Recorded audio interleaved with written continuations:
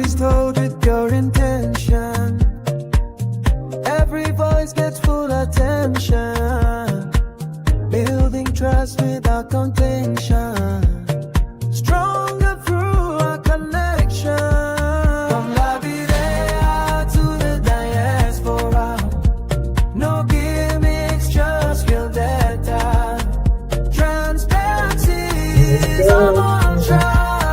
Shining bright like aurora. We are the voice you can believe in. Through the airwaves we keep giving. Day and night. Again, I'm your host. My name is Derek Yale, and let's get started.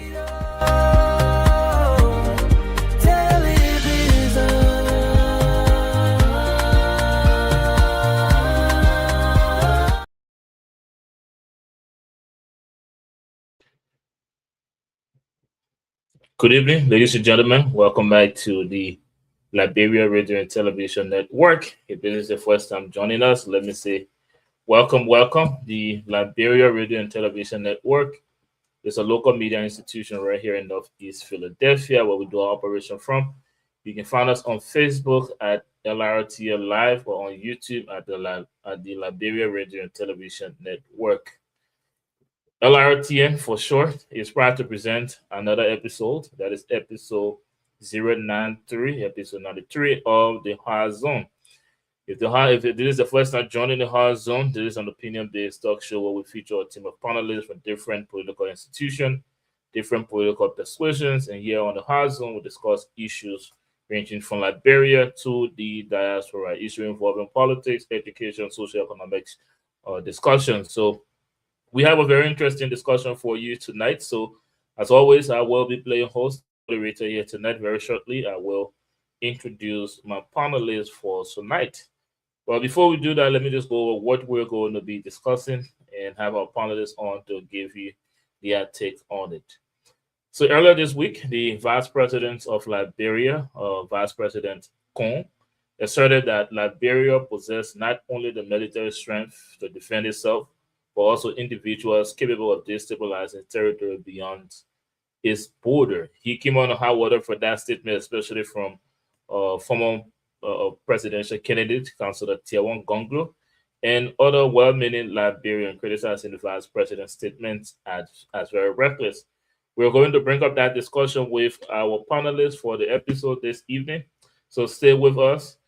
And also pivoting, the former president of Liberia, President George Weah, this week at King's FN dedication ceremony made several remarks, including a statement saying that I am not their enemy, referring to the current establishment into the Liberian people. He made a lot of critical comments and raised a lot of different issues in there, and we will bring that also to our panelists to give you their proposition on it.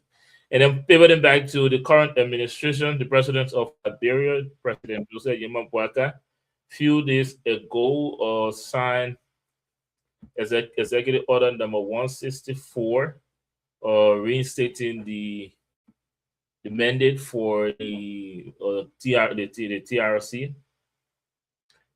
And also, just few hours today, he received the draft for that bill. So we will get into all of those discussions. But again, I'm Derek Yale. I'm playing host tonight. Welcome back to the Liberia Television Network.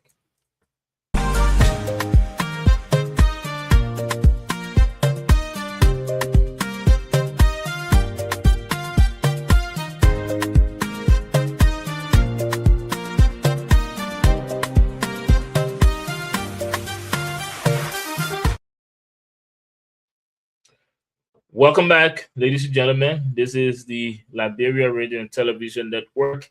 My name is Derek Yale. I will be playing host and moderator tonight on episode 093 of the Hard Zone. As was introduced in our first segment of this show, we will now invite our panelists for this episode. And while they are coming on, let me encourage all of you watching us to please make sure you're sharing this program on your individual social media pages. We are broadcasting this live on Instagram at LRTN_215. and on Facebook at LRT on Live. And this will also be live stream on YouTube at the Liberia Radio and Television Network. We have a very interesting conversation here tonight. We'll be looking into the Vice President's statement he made on ELBC on Monday of this week. We will be looking at former President George Manuel Weah, or statement he made at the King's FM dedication program. A lot of statements, a lot of issue was brought up. We will be looking, we'll be playing that, and some of the videos, the excerpts of videos from there. And then we'll get back into President Joseph Yuma Boaga, how serious he is about accountability as he receives the draft on that bill today. But let me take this time now again. All of you watching us, please make sure share this program on your page. Make sure you're following the network. Get your favorite beverage and sit for a very, very enticing conversation with us. We have our panelists, Mr. Don Dennis, Alan Gilway, Mr. Daniel Giwu, Mr. Boda, and other panelists to join us tonight. So we'll have a full panel here and a very, very enticing conversation we're looking forward to. So let me begin by introducing or recognizing the presence of Mr. Don Kapeye Dennis. Mr. Dennis, welcome to the show. You're muted. Thank you, Derek, and I'm happy to be here this evening. I want to say welcome to my friend and brother Daniel Gayu, and I'm happy to see Mr. Gilway. And we hope that tonight we will share our knowledge on the issues, like as you stated. So I'm happy to be here, and let's get it going. Thank you very much. It's a pleasure to have you as always, Mr. Dennis. Let's now recognize the presence of Mr. Alan Gilway. Mr. Gilway, welcome to the show. Thank you, my dear brother Derek. It's a pleasure to meet my comrade, Mr. Daniel Gayu. I'm happy to see you on the forum tonight. Thank you. Thank you very much, Mr. Gilway. It is also a pleasure to have you on as always. Now we're gonna skip the introduction of Mr. Boda. He's a familiar face here, so we trying to hear less of him tonight because we know. Anyways, welcome to the show, Mr. Boda.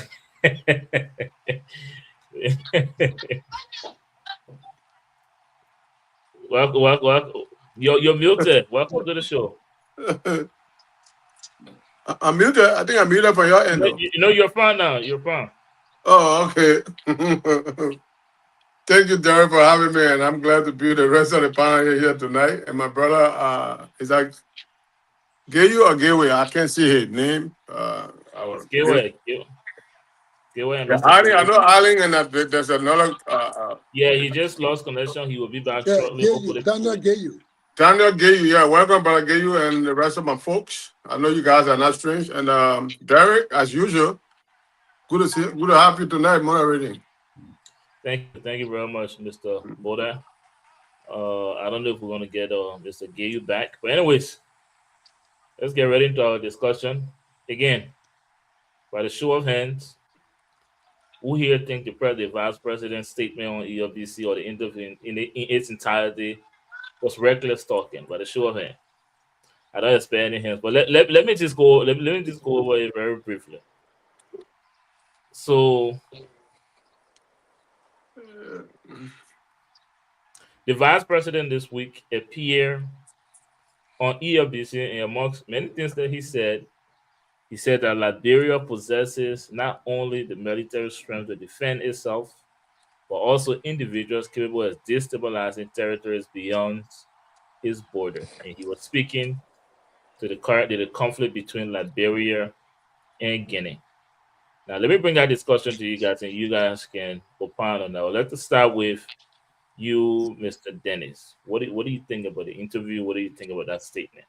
Derek, were you paraphrasing the Vice President's statement? I was reading it directly. I'm quoting it directly as it was written in the Front Page Africa newspaper.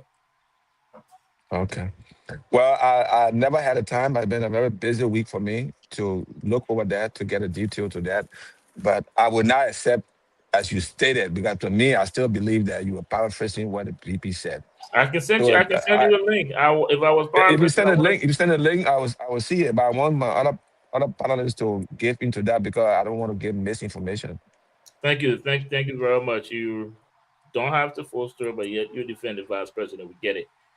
Mr. Gewo, let's recognize your presence first before we introduce the conversation. I don't know if you're listening, but welcome to the show. It's actually a debut episode. So again, to the LRTN family, the Hard family, we'll say welcome to your debut episode on 093 of the Hard Zone. Welcome, Mr. Gay.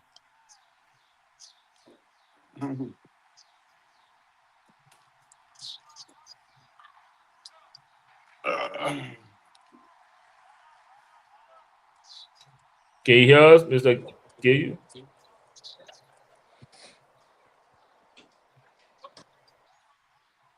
I don't think He probably muted also. I don't know if he muted. so. I think it's a still image. I don't see any movement. Well, anyway, let's bring the discussion to you, Mr. Gateway. I don't know if you follow that development or you listen to the vice president. I did not actually. Yes, thank you. I did not really listen to the vice president, but what I'm looking at is an ego. You know, we are all Liberian, and the way the situation that happened in Lofa or Liberia and Guinea-Bissau, it was very emotional. Even myself, I addressed it in my own way. So despite the president or the vice president has a title as president in the nation, he also a citizen of Liberia. So he could use the same ego to express the situation. So he's a human being. I did not actually listen to him, but the thing that happened, or is still happening, because those guys are still to the bowler. It's like they are tantalizing us, the citizen in Liberia, the Guinean. So anybody would go out of his, share to address it. But I understand that the vice president is a diplomat. The vice president, he's a head second president in Liberia. So he's supposed to wear that coat or title before he address issues. But sometimes people go out of their share to do it emotionally because they are citizens. And so I think that's what probably happened to the vice president case. Granted that you did not follow the development, but you were also saying that are you also stating that the vice president was speaking emotionally? Well, as a citizen, what happened or what is happening is something that somebody could I understand what is happening, but the vice president's statement, which by the way was condemned by Councilor Tiawan Gongro and also by well-meaning Liberians as reckless. Everybody is entitled to his or her opinion in the situation. We don't feel the same weight as other feel. So you don't think I was talking reckless? Before I will come back to you, we'll expound on that. I will expound on that. Until I go through the statement and listen to him, I will be able to, analyze the situation. But you haven't listened to the statement yet. Not you're yet. Saying that he's a human. People got emotions, and because the way you stated, you paraphrase it, and I've just not paraphrasing. I have the link for that. I'm not paraphrasing. I just posted a link in this chat room. You can read it. I read it verbatim. Okay. As it was in the front page. The link is there. Okay. I'm here looking at the African press statement on the 28th of April as well. Mm-hmm. If that's what you are alluding to, Derek. Derek. Go ahead. Derek, we have political differences in Liberia. There are opposition that will address it in that capacity. I apologize to interrupt, but let's not politicize it. This is the vice president of Liberia making a statement that some call reckless. We'll get into the reality of the statement, but just speaking like that. You can come back to me. I'm here.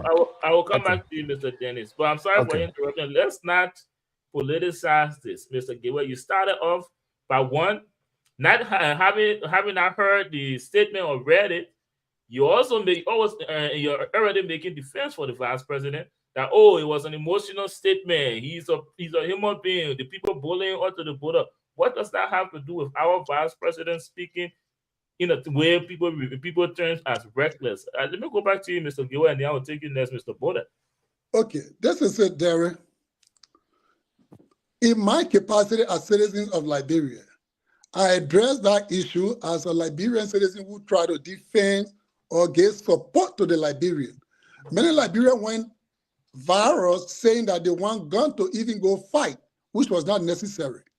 That, oh, I'm an ex-soldier, I'm able to go and defend Liberia and even enter Guinea. I even listen to some people. I listen to some people in Nemba, Mr. Bly. He also said something. Despite he's a pastor, you know, I look at people feeling. So I hope that's the same thing that might have happened or happened to the vice president. Well, I guess we're going to have to base the vice president sentiment on you hoping. That's wishful thinking. You know, the vice president already said what he said. People have reacted to it. Let's get Mr. Martin Boda a reaction to the vice president's statement. Well, I didn't listen to the statement, and if you can paraphrase, then I can make some comment. I will read exactly. Let me read. No, I don't want you to read. I want to read it. Go ahead, Mr. Dennis. So I'm please. reading from the African Press, released on April 28, 2026. And here is the quote.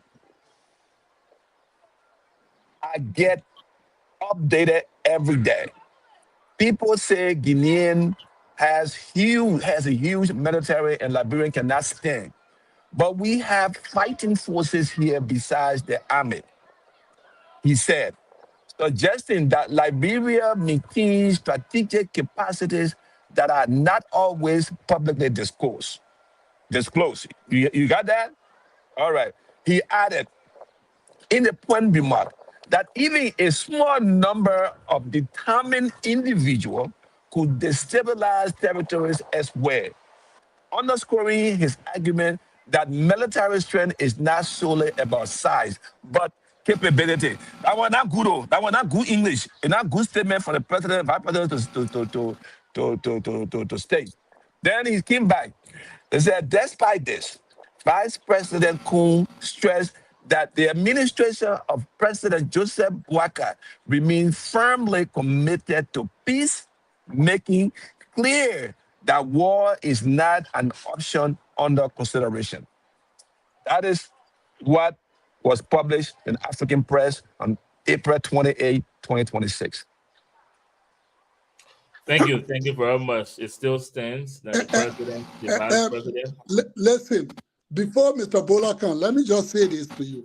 I think it was 1962 when John F. Kennedy, when the Russians planted missile in Cuba against America, every reconnaissance flight that left from the United States to get to Cuba, it was taken down by the Cuban military and installation planted by Russia.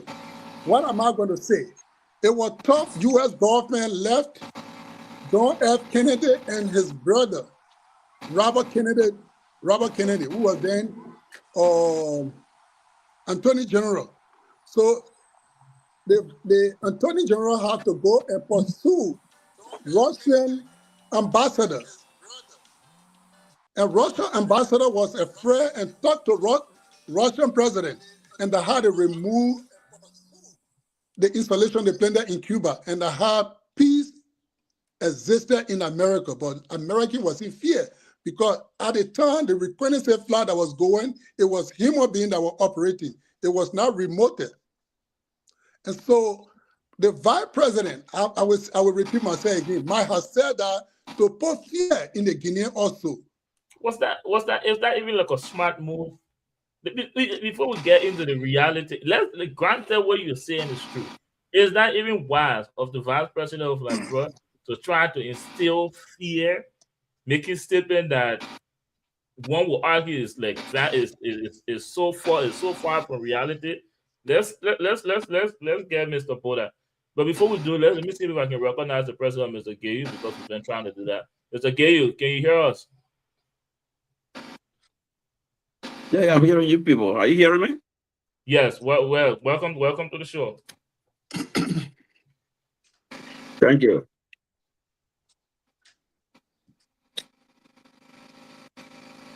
Thank you. I'm sure you've been following the conversation. We'll hear from Mr. Buddha, and then we'll come right back to you, Mr. Buddha.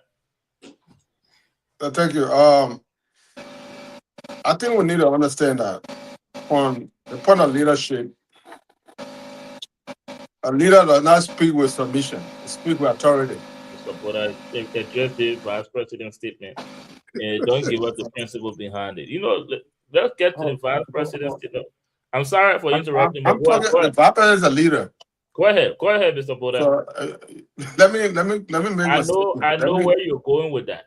So, go ahead. So let me don't interrupt my thought process. Are you protected, Mr. Buddha? So the fact of the matter that the vice president of Power Liberia had to speak as a leader.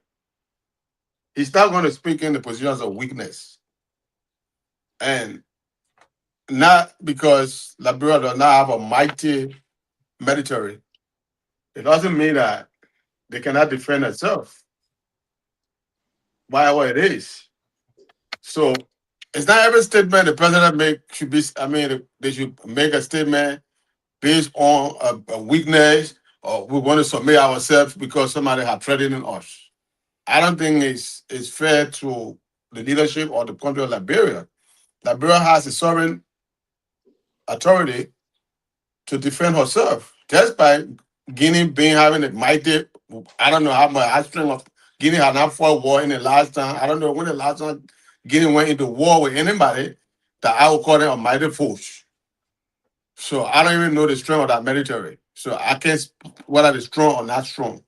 But that does not negate the fact that our vice president cannot speak in terms of our situation. Yes, indeed, Guinea had made some aggression on Liberia between a puzzle area where they both occupy. And that the president addressed very well by going into ECOWAS and they have a conference and they had an understanding. And not having said that, it's been handled rightly. It didn't go there amateurly. Oh yeah, because you brought forces to the border, we're going to bring forces to get into fight. No, they handled it professionally and as a leader. So I don't think in any way the vice president's statement was premature as people may term it. I think we should look at it from the point of leadership and trying to give his nation the courage that, despite our situation, we can just still defend ourselves no matter how weak we might be, or you might think we might be weak. As a leader, you're not going to stand out there and say, oh yeah, we can't make it.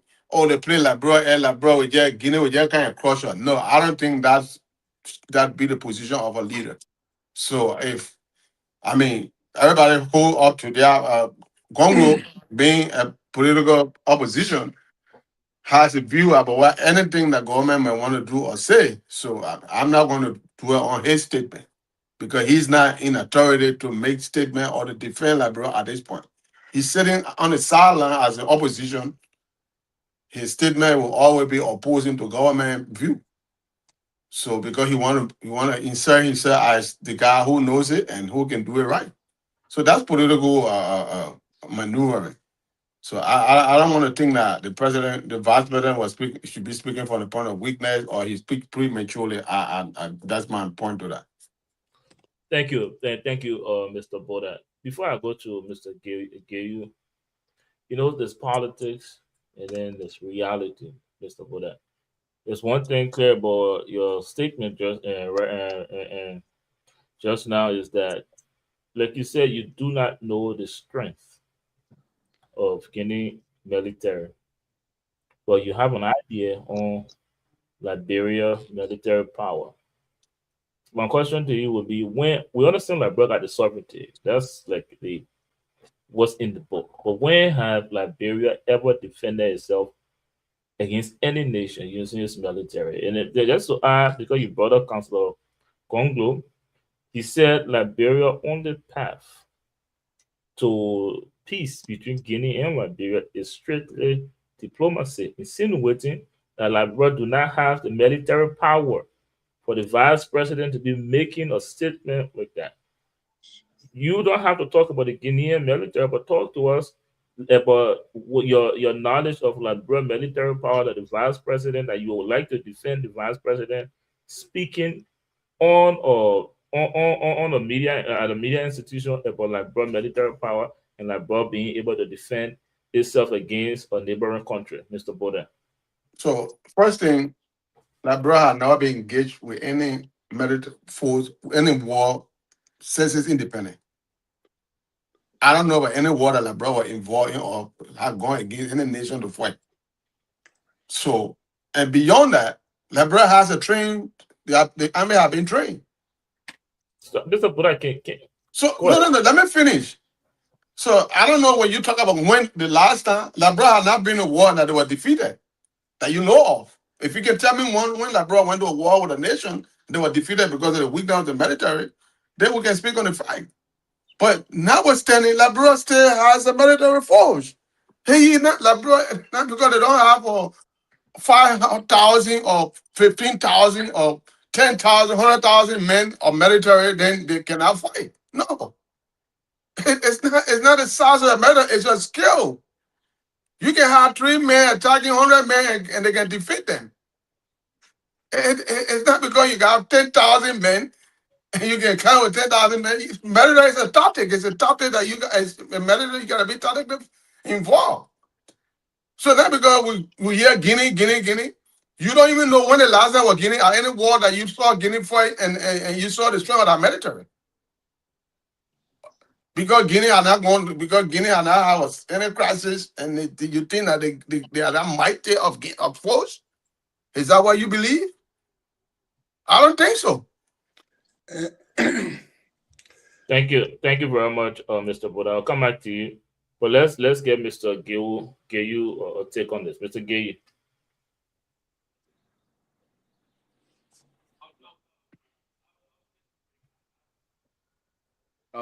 Thank you, Derek. Thank you. I have been challenged coming on, so I only heard about Vice President's statement on ERBC and former President Weah's statement at the ribbon cutting of his radio station and President Boakai, but I did not get the detail of the discussing points. And I want to be very mindful how I am responding because I'm a politically exposed person. That anything that I say here, it don't just represent me, but a cross section of Liberians. So I didn't get a detail on what the Vice President said. And so it would be unfair for me to, address, what he said, because I did not listen to the transcript, of what he said. And so I would defer on that. This is my first appearance here, and I've been concerned about the topics of discussion, on this forum, and so today, I want to.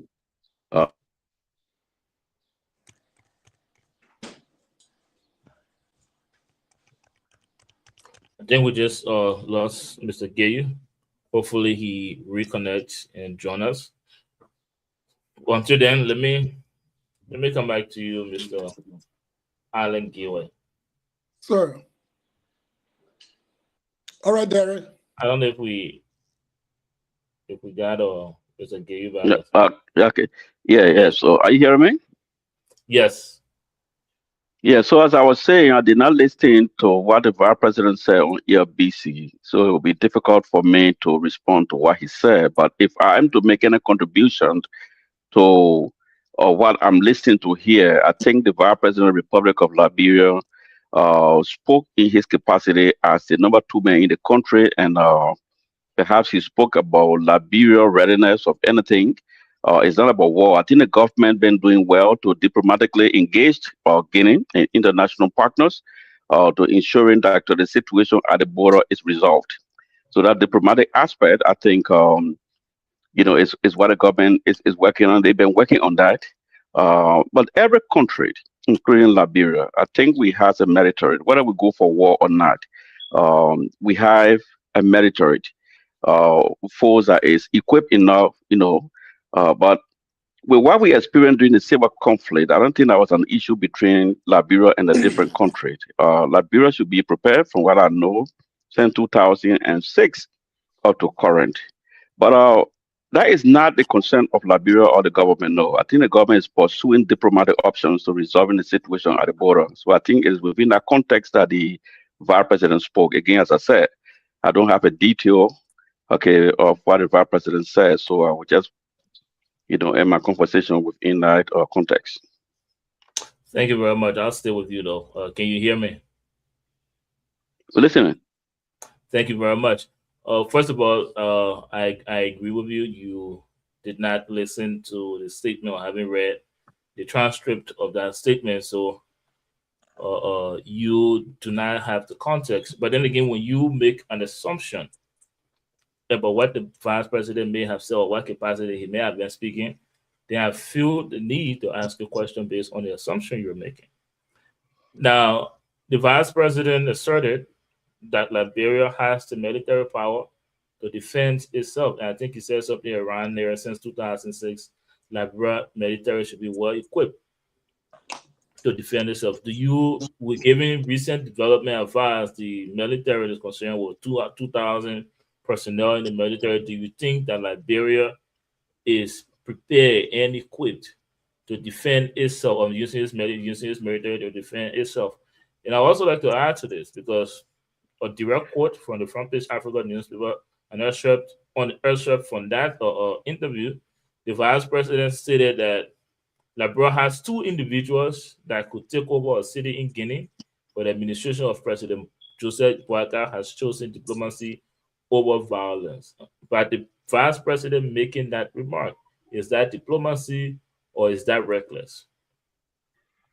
Again, we don't know, from the context of which he spoke. But I think that Liberia as a country has a capability to defend her territory if there should be an unprovoked attack, on our nation. So I think the vice president, yes, he has the authority to say, hey, while it is true that we are considering diplomatic options, but why if we are attacked?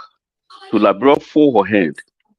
Okay. The military is equipped, and I know that the military is equipped, but are we prepared for war? So he's saying that, again, I'm assuming that he's saying that if there should be an unprovoked attack against the border, against the territory of Liberia, we're not going to fold our hand. We have the capability, of going to war if the need arises, but we are pursuing diplomatic options.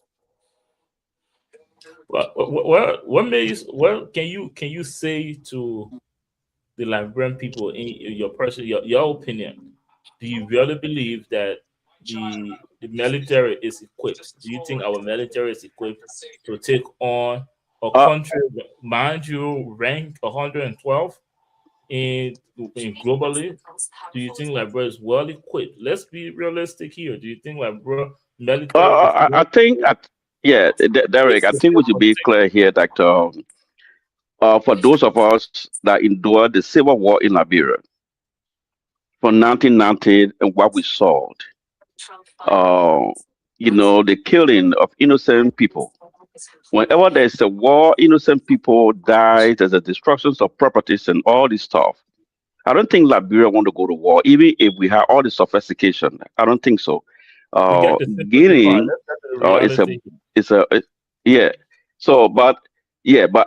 not sure if we want to go to war. I'm not sure. Liberia is not willing to go to war. Okay, even if we have the military might, we are not ready to go to war, and this is why it's important for us to pursue the diplomatic options. Guinea is our neighbor, and so what happened in Foya? The government is doing everything possible to resolve that situation. We do not want to go to war, and I don't believe that Liberia will go to war. Mr. Gayu, I will say this again. It's okay to just tell the Liberian people what you really think about our military strength. It's okay to tell the Liberian people that. Liberia has 3 men and women in arms that have been trained, and they are sophisticated with modern technology. 3 from 2006, from 2006, because there was a reform, within the military. And so when the ECOWAS took over the military for training, okay, I think that's where you saw the leg of Daniel Ziaken, the leg of Prince Johnson. Young men and women were trained by the United States, ECOWAS, and other countries. So in terms of Liberia readiness, for any incursion, yes, Liberia is prepared. But Liberia do not want to go to war with Guinea because they are our neighbor. That's the part of that's the part of the statement that is very, very genuine. That is part that is very factual. Because Liberia do not, and Liberia better not go to war with any nation. How about you say that to the Liberian people? But here's the thing, Mr. Gayu. Here's the thing, Mr. Gayu. You can't answer the question. I ask you if you really believe Liberia military is prepared to take on Guinea. Well, you will come back and give the sympathy card. Oh, we've been in a lot of civil crises. They're killing Guinea, been in civil crisis. They were killing Guinea too. But that's not what we're talking about. We're talking about the reality, the facts behind the vice president's statement. It is reckless. If Liberia is attacked, if there's an unprovoked attack against the sovereignty of Liberia, if Liberia is attacked by any foreign forces, Derek, if Liberia is attacked by any foreign nation, including Guinea, Liberia has the sophistication to respond aggressively.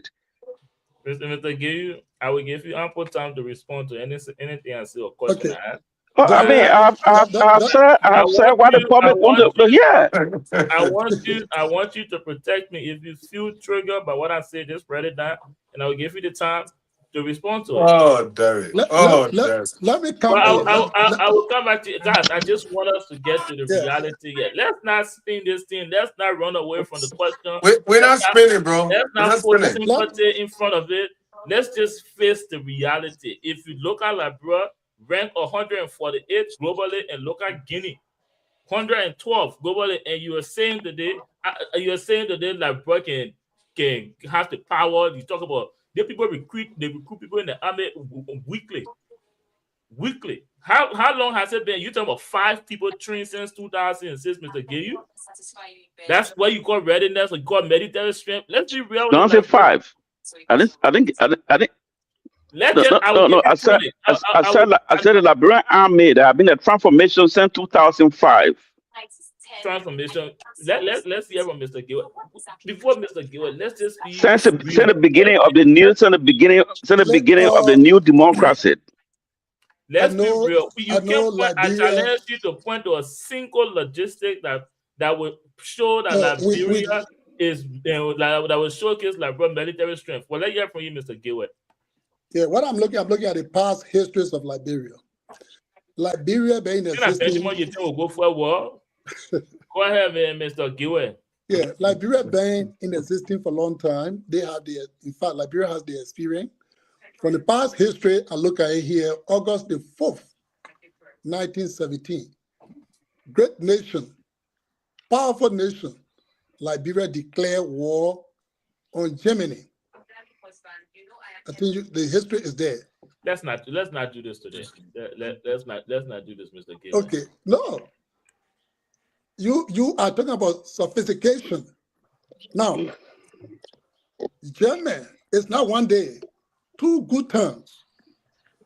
January 1944, Liberia also declared war on Germany. And Germany came to Liberia, removed all French, installation from Liberia.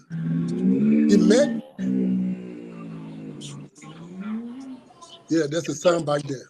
Yeah. Demanding to IFAD gave U.S. embassy, but Liberia did not do that. Even the last little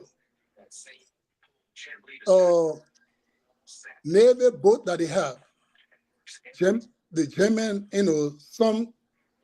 that boat, but Liberia still withstand. Liberia withstood that or aggression from Germany in Liberia, and we still survive. Mr. Gilbert. Yes, sir. Just save us the history lesson and just skip to the reality part. President Bouaga government does not have the military strength to fight within, let alone a neighboring country. let's establish that. Now let's get back to the vice president. Listen, you're talking about technology. Today, you think the Guinean that fighting, other than have the education to use the weapon they have?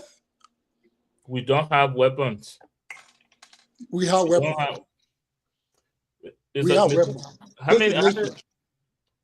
Just give Like- us an idea on your knowledge of Labra ammunition. Just give us an idea. Well, I may not give you what you need because I've The not president's but security listen, doesn't have a pistol on them. You talk about president security Oh, working okay. around president security. Jerry, working- Jerry, You have- Let's have not you- get Jerry, into- Jerry, no. Jerry. let's Don't not be get into disingenuous to the country, Jerry. Let's not Hey, discuss hey, like hey. You cannot that. denigrate our I'm country in the manner you I'm talk about. saying- No. We're not going to steal your Jerry to Jerry, let turn us this not show into discuss your. No, The Jerry. That's not fair military to power the of Liberia on the social media. Come on, don't We sit have- here and we try have to barracks. deliberate Liberia like Liberia not a nation. We have or first no, infantry Jerry. battalion, Kensufflin. Thank It's you. another Thank you, tough Mr. Thank you, area. Mr. Gillette. Yeah. You can interrupt. You can hijack the show, Mr. Boda. I'm not hijacking, but we're not going to allow you to Yeah, control a hijack- topic where you just want to insinuate that Liberia I has am not nothing. insinuating. You I'm are. not insinuating. If Labra has something and I'm insinuating, then provide the facts. Then. But I'll tell you, we got trained men power. I'm just trained to Provide the defend facts. this solving You give this. people, your military recruiting people that can't even read. Just recently in the Come on, Jerry. latest development. Jerry, that's a whole different You know story, what? man. Let's recognize the president of Bishop Hater. Mr. Boda, let's be honest with the Liberian. Renting is not war. Renting is not war. You can rent all the boat you can rent. That boat can rent. They can fight war. Bishop Hater, welcome back to the show. Thank you very much. Thank you. God bless you. Just to bring you up to speed, Vice President Kun appeared on ELPC and he made a statement that a lot of people has come out to condemn. He asserted that the Liberia military has the strength to defend itself, and Liberia now has two individuals that, upon readiness, can literally destroy two cities in a day. I'm paraphrasing here this time. I'm not reading from Britain, but he made a couple of statements that we're discussing, that brought us into discussing the military strength of Liberia. I already understand this. Before I come back to you, let me say this, right? The only way this country, our country, is moving forward is when we can face the reality of the issues, regardless of who we support. We know about the logistics of Liberia military. We know the amount of personnel we got. And just common Google search will tell you that Liberia is outnumbered when it comes to the military strength of Guinea. But the vice president will sit on radio and make statements like that. But guess what? His president does not even believe in that statement because his president went to Guinea for diplomacy. And when he came back, the people took over a own county, Lofa, a portion of it. A portion of it. The president do not even believe in the military strength of Liberia. So let me finish. Again, I will come back to you, Mr. Boda. That's not true. Mr. Boda, I will let you take over when you're ready to protect. Yeah, I would take over, but that is not the truth of the president. And that statement, I want to defeat that statement. That's not true of the president. The president believes in his military. The president the military of Liberia can defend the surrender of the nation.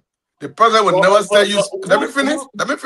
The president has never said the military is not equipped to defend Liberia. The president believes that the president believes that we should pursue peace through negotiation.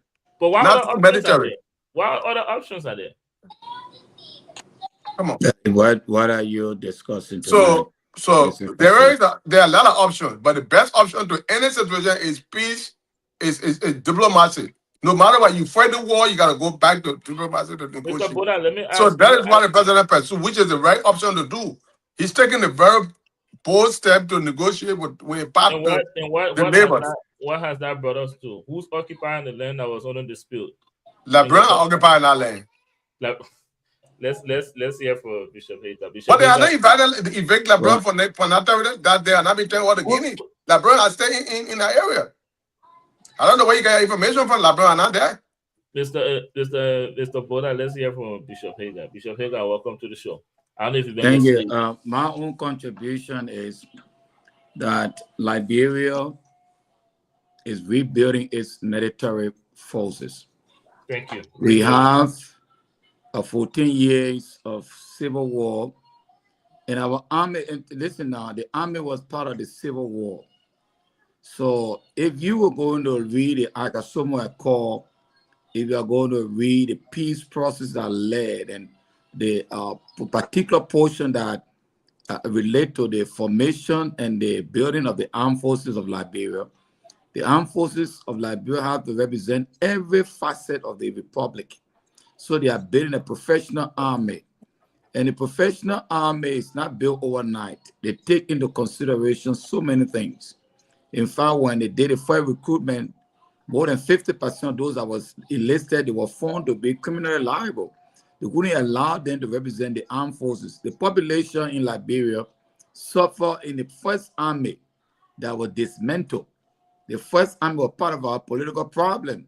So today, for you to sit here and want to believe that our army is not totally, is supposed to be totally ready, I will now hold you responsible because you were a baby during the war. You know, you never understood. I never made a statement, Bishop Hagar. Honestly, you come on if you went to the war, I never made any short if you went to the war, give me a chance, let me learn that. If you went to the war, the suffering, because you were not born at that time, you don't know the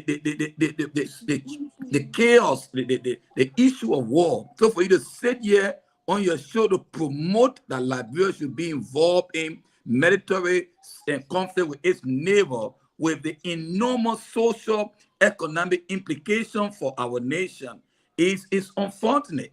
Where we are today, we want to build our country, we want to build our economy, we want to build our school, we want to build our hospital. We are not prepared to allocate resources, and the army will protect the nation. But we have so many problems that are very relevant that we have to address. So war is not an option for us. That's why we're pursuing the diplomatic process, and that is paying dividends. So you want us to go to war right now? You be the front person, can't go and get the army. Come go now, let us send to the border. You can't go and get the army. And let us send to the border. You can't sit in New Jersey, you're eating hamburger every day. You want for people children to go to the army and go and fight. You come and go. I'll send you $1 and then you can't go and get in the army. Then we're talking real talk here.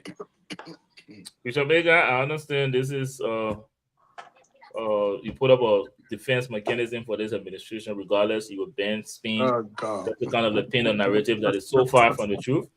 But the other panelists I can bear me witness, I have never on this show insinuated or stated that I want for Liberia to go to war. Absolutely not. And I think you made my point for me. Liberia is in the process of rebuilding, just like everything you said about the administration. Oh, we're in the process of developing, we're in the process of doing this.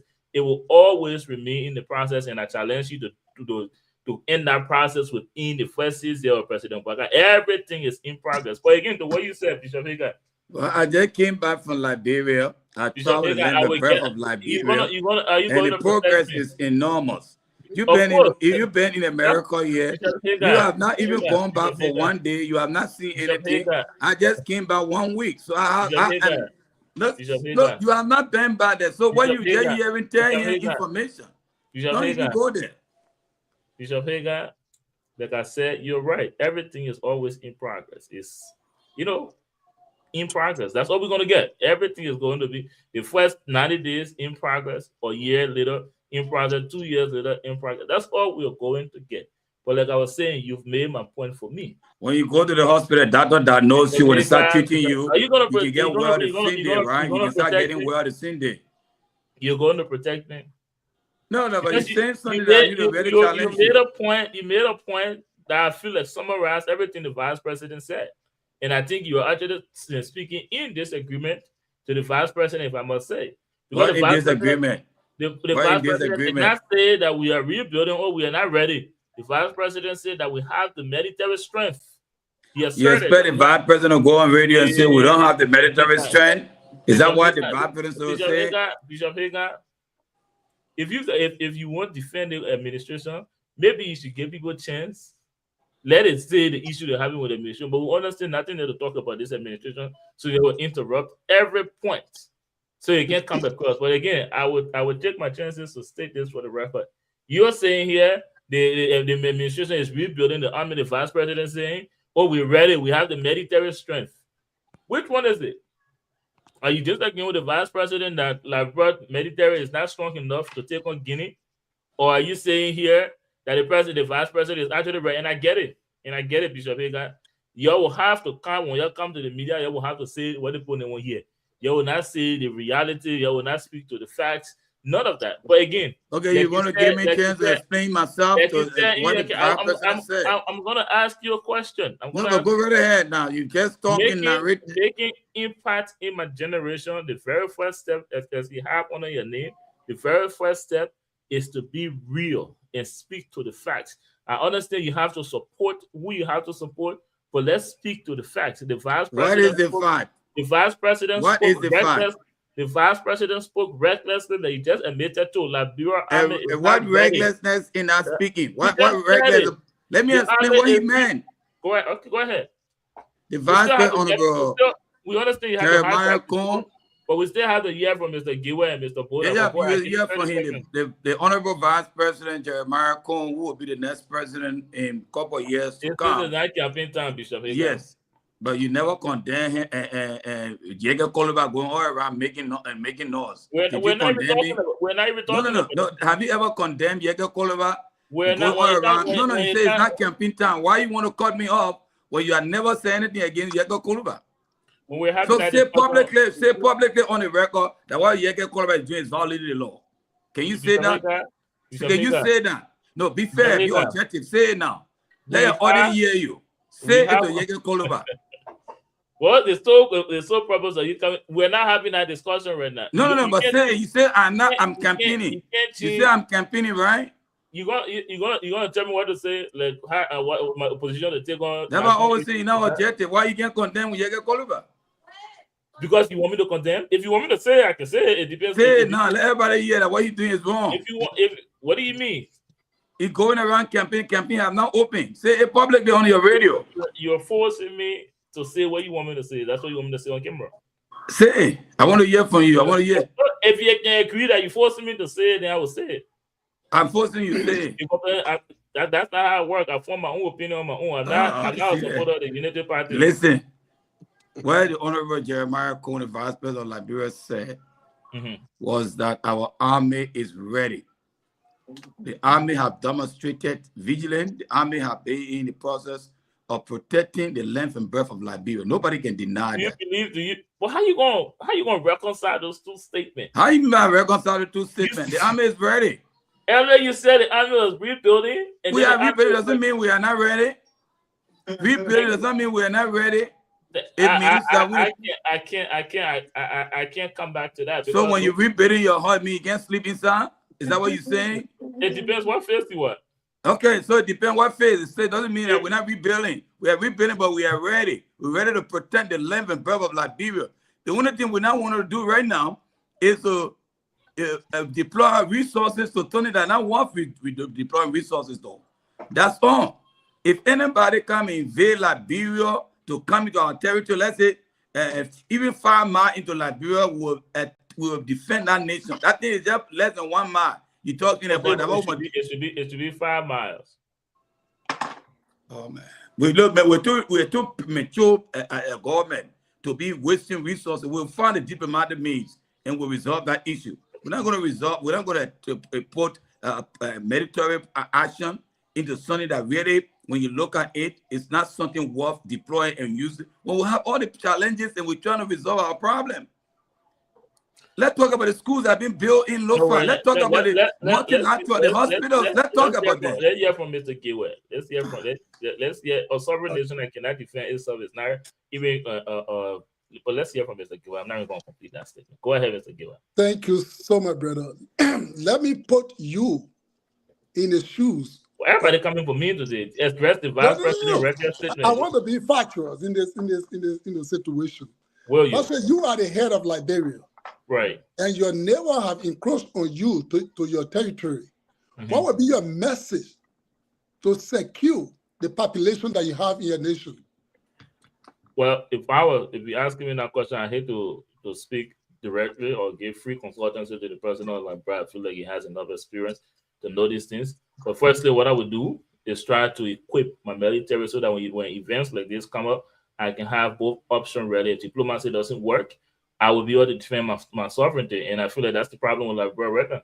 We will have to call on the international community. We will have to beg for diplomacy to work, because if it doesn't, we do not have any other card to play. Liberia cannot do any other thing besides diplomacy. We need the international community. We need ECOWAS. Otherwise, that's it. We cannot defend ourselves using our military. We do not have the military strength. 2,000 men cannot go against any of our neighboring military. Let's just be factual to the Liberian people. Is that simple? Is that easy, Mr. Bishop Haker, Mr. Martin Boda? The logistics now, speaks for let me itself. say this. Liberia do not have the military strength to face Guinea. I'm not saying Liberia should go to war, but let's continue to pray that diplomacy works. Like Councilor Tiawon Konko said, let's pray that diplomacy will work. If it doesn't, let's call on the international community, let it intervene. Otherwise, we're done. Let's be honest. Okay, no, let me cut you, Mr. Bola. You see, Liberia has population, and when you are a leader, these people, their lives in your hand. You will support them, you will encourage them. Rather than that, they will be like maggot or worm. Because if you discourage that we can't make it with Guinea, if I were in leadership, I remember 1980 something when you would say that breaking history. Though there was rumor that people were passing Sierra Leone to come either fight in Liberia, those sent troops to the border and closed the border. It was then Siaka Stephen as president of Sierra Leone.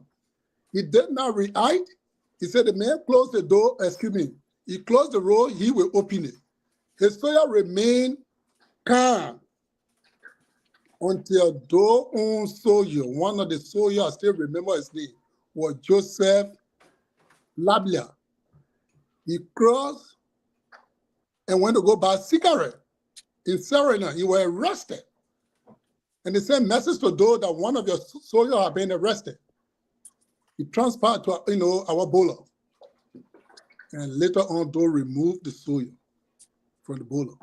But I'm saying there to bring history back.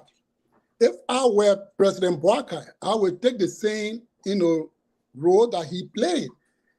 Any nation, even United States, dialogue, or their RR, international relationship, they start with diplomacy. When it does not work, maybe elimination or deterrent. They use a lot of phrases to guide their citizens. So I will be in a position and use the same word that my soldiers are capable of invading Guinea. If you temper on the border, I will say the same thing. To deter them, why would you do something like that? Because this is a nation, the interest, self-interest comes first. Let me ask you this question, Mr. Gilway. Okay. Yes, sir. Say you have a son, right? And this is hypothetical. Say you have a son, and your son got a problem with, let's say, Mike Tyson. Yes. Your son's got a problem with Mike Tyson. It is your responsibility to defend your son. But you know the strength of Mike Tyson, and let's say your talking family with Mike Tyson still angry, say he's gonna get a fist fight with your son. What would you advise your son? Let me cut you off. David killed Goliath. You forget it. David had God behind him. Like, bro, definitely do not have God behind him. Let's just leave that. You're using, let's be real here. Derek, how you say like God behind him? Wow. Again, we can look at the country and say, well, let's not get into that anyways. But a hypothetical situation, will you care to address it, or should we go to Mr. Boda? Okay. Mr. Boda, let me just come there. I have my niece, may also rest in peace. If you heard this name, Rebel Bebe. Mm-hmm. Rebel Bebe name came when they killed her brother pregnant wife, Imatan Pay. She's a lady, young, she came from exile. Now she got into the rebel, battlefront, and she fought immensely. She was fearless, She never, she was in the battlefront throughout. And I asked my dad one day, I said, Daddy, who will be a warrior? You're talking about warrior war, this and that. He said, you can be a warrior. I said, I cannot be. He said, you know why? I said, no. He said, you have a brother by the name of Daniel. If somebody come and just behead, having beheaded, what will you do? You will let the person to go? I said, no. He said, what you will do? I said, I will kill the person. Then he said, you become a warrior. So that's how people can become strong. So Liberia can fight and defeat Guinea. Let me say this. Even on the football pitch, that's not even possible. But again, Mr. Martin Boda, let's hear from you. Derek, I think what your narrative about the LeBron government or Liberia in totality is that nothing is happening in Liberia. Liberia is defenseless, cannot do anything. And what I want you to understand here is that no leader will ever speak from the point of weakness. Okay? Yes. You have to assert strength within your people. If the vibrant people of Liberia are going to stay and say, oh, Liberia, we don't have the means, we cannot protect ourselves, we are weak, we can't fight, you put fear in your nation. You want to put fear in your people that you are weak, you don't have any, you cannot do anything military. We got military. But the option is not military at this point. Liberia have priority, like the Hiccup said. The priority of Liberia right now is a rebuild. We're not going to divert our attention from rebuilding to prolong war. So the best thing the leadership is doing is to engage her neighbor with diplomacy, and which is working. How about you say But that? because the political opposition in Liberia, all they want to do is to use this as site to use this to influence to incite people about Liberia or how weak the government is. The government not doing anything. And Gwanglo, who is speaking as a legal petitioner, knows that Liberia has a military. If he were president today, he would not come to say Liberia and say, "Oh, the military is weak. They cannot protect this country." Gwanglo would never say that, or his vice president, if he were president. No one will ever say that. So the fact of the matter is, the VP did not make any regular statement. If Liberia is being provoked into war, yes, the military will fight. Even if we have people to come to stay for us, our military will be the front line. They're not going to lay down in our bed and say, "Oh, we're lying down because we can't fight. We're going to bring ECOWAS." No. So if somebody's in the president, what the regular statement that Liberia can defend herself, I don't see that be reckless in my position. I don't see it to be reckless. Thank you very much, Mr. Boda. Before we pivot and take our first break and get to this issue surrounding former President George Weah addressing the Kings, addressing the audience at the Kings FM opening ceremony.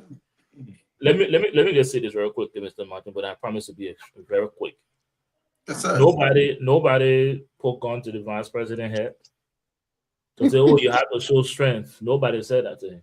The Guinea military wasn't also waiting for him, or they were not issuing any threat. They didn't release a press statement and say, "Oh, this and that." But like Councillor Tiawon Gongo said, the vice president's statement can hurt any agreement Liberia has with Guinea from a diplomatic standpoint.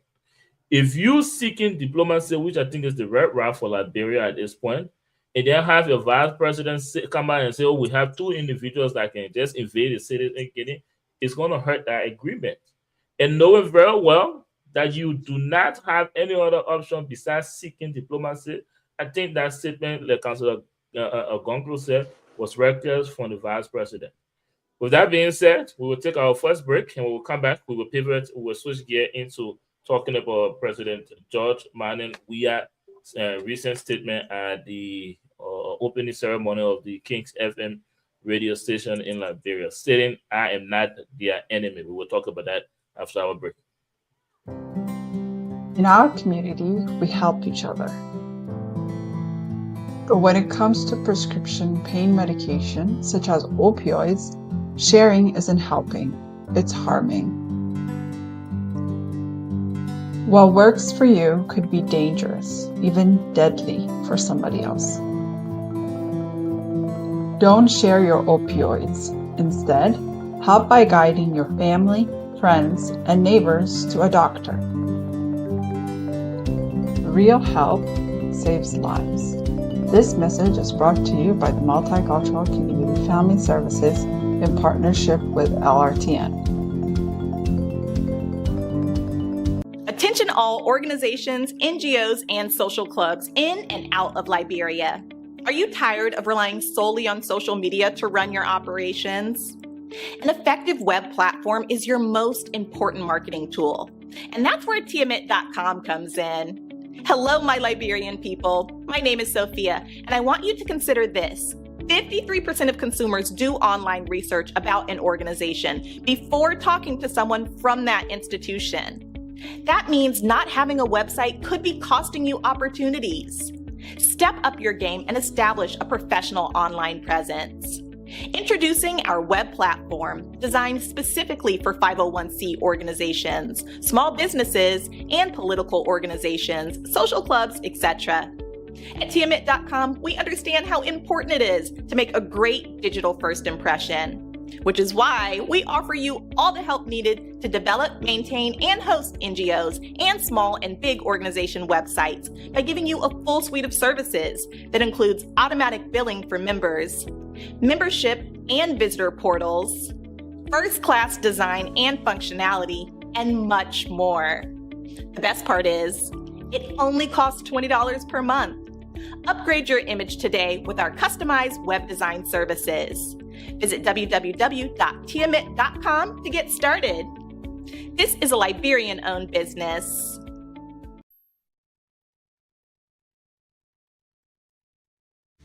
Maintaining your vehicle can be a major investment. That's why here at Brothers Auto Care, we pride ourselves on providing professional and reliable auto care at affordable rates.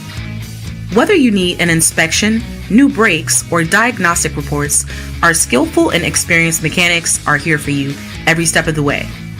Call Brothers Auto Care now to schedule your next auto maintenance and repair service. At Brothers Auto Care, we help you drive home with peace of mind.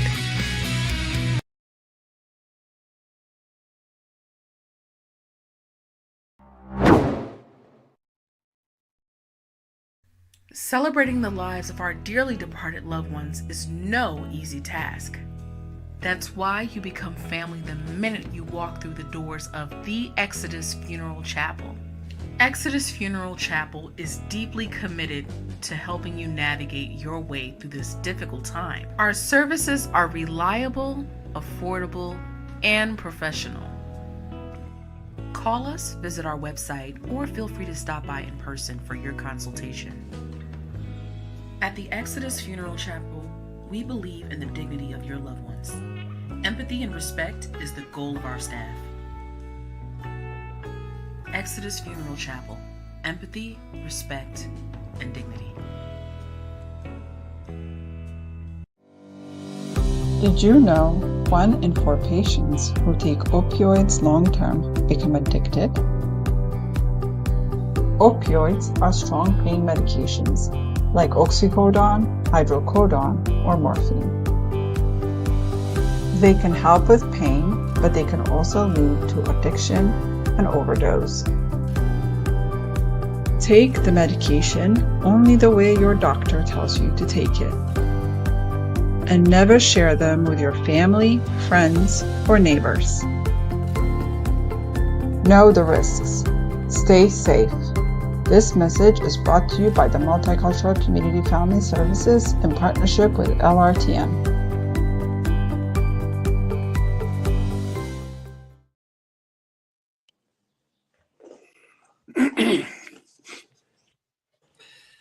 Good evening, ladies and gentlemen. Welcome back here on the Horizon, presented by the Liberia Radio and Television Network. We've been here for a little over an hour now, and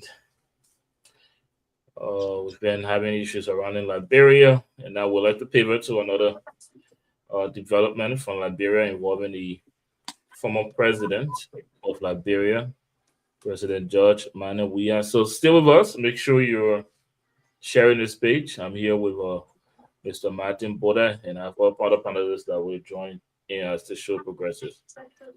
Mr. Boda, I don't know if you listened to or read President we are addressing the Kings FM opening ceremony, where he made a lot of comments, very controversial comments.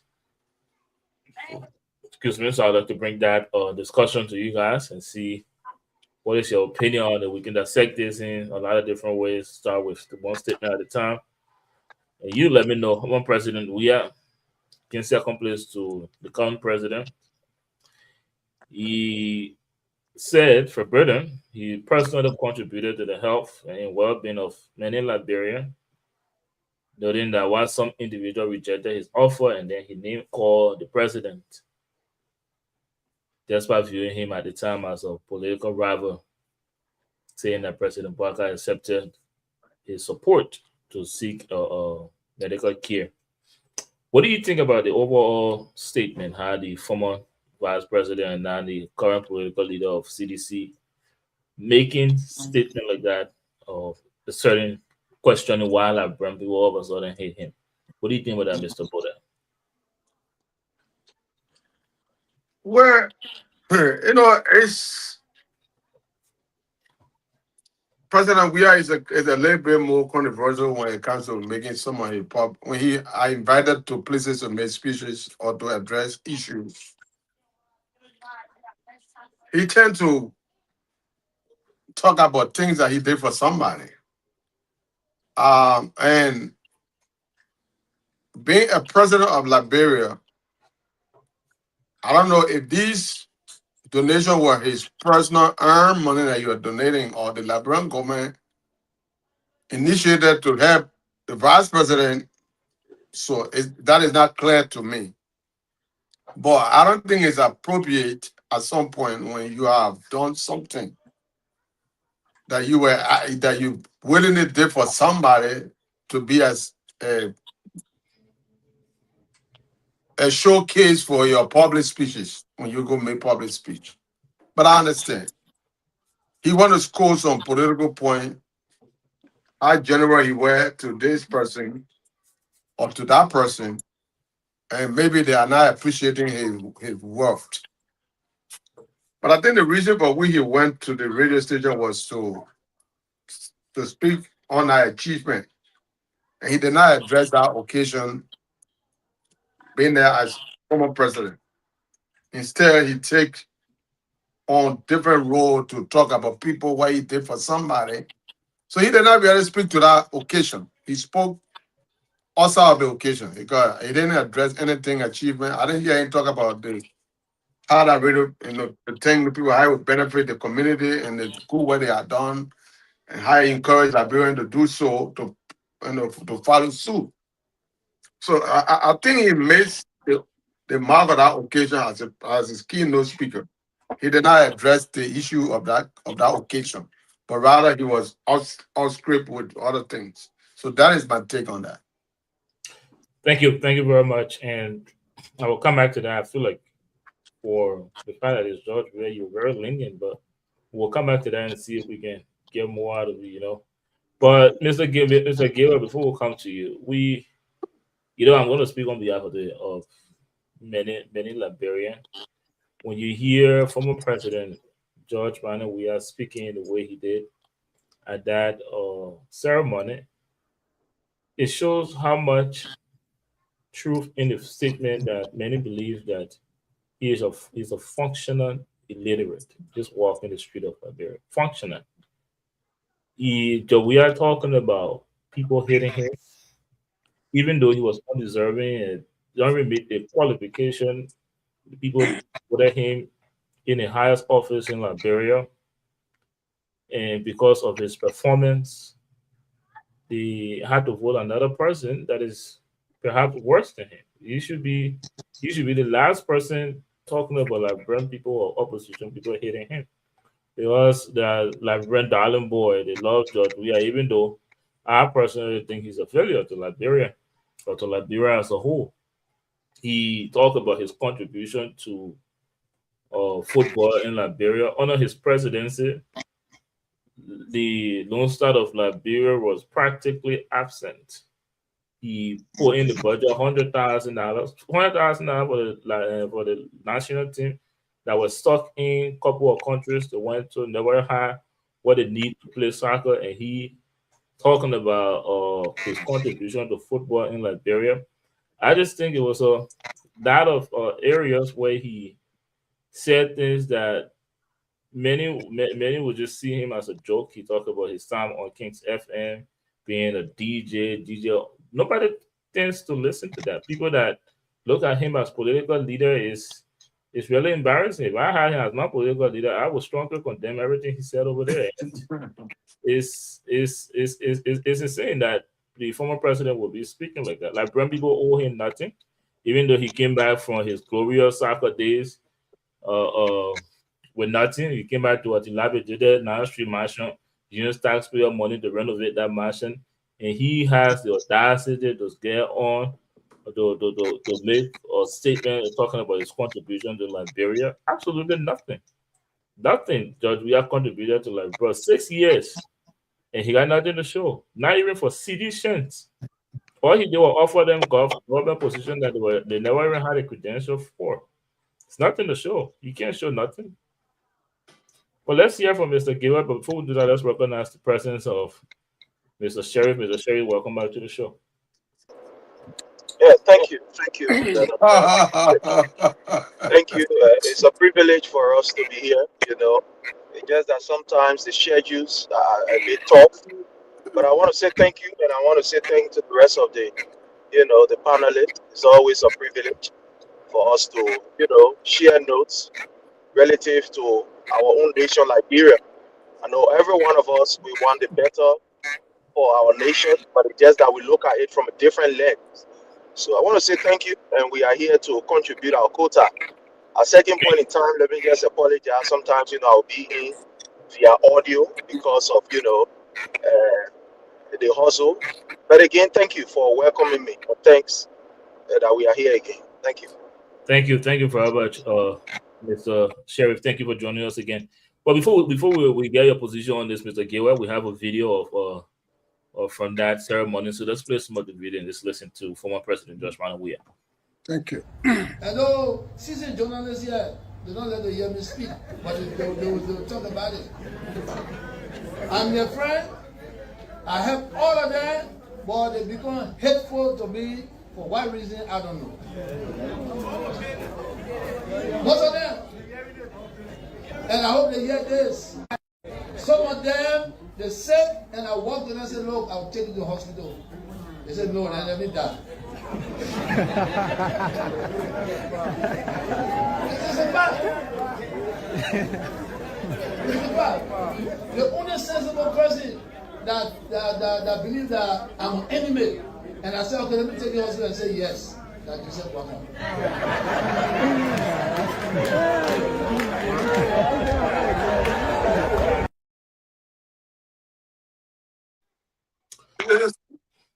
Huh? I mean, yeah. Okay. Thank you very much, to my producer there, Mr. Gilbert. You watched that statement. That was just an excerpt from his entire speech. What do you think? No, the former president is very, very Charlie. He has been like that for longer periods of time. I knew we are in the 80s. We were playing for IE. Moreover, we saw refuge in Ivory Coast, in Abidjan precisely. And I remember 1994, Liberia Junior, Lone Star came to play ASET Junior, team. I was there. He was in Hotel Soufetier, now floor Runai. I was a student at the University of Ivory Coast, and we wanted assistance.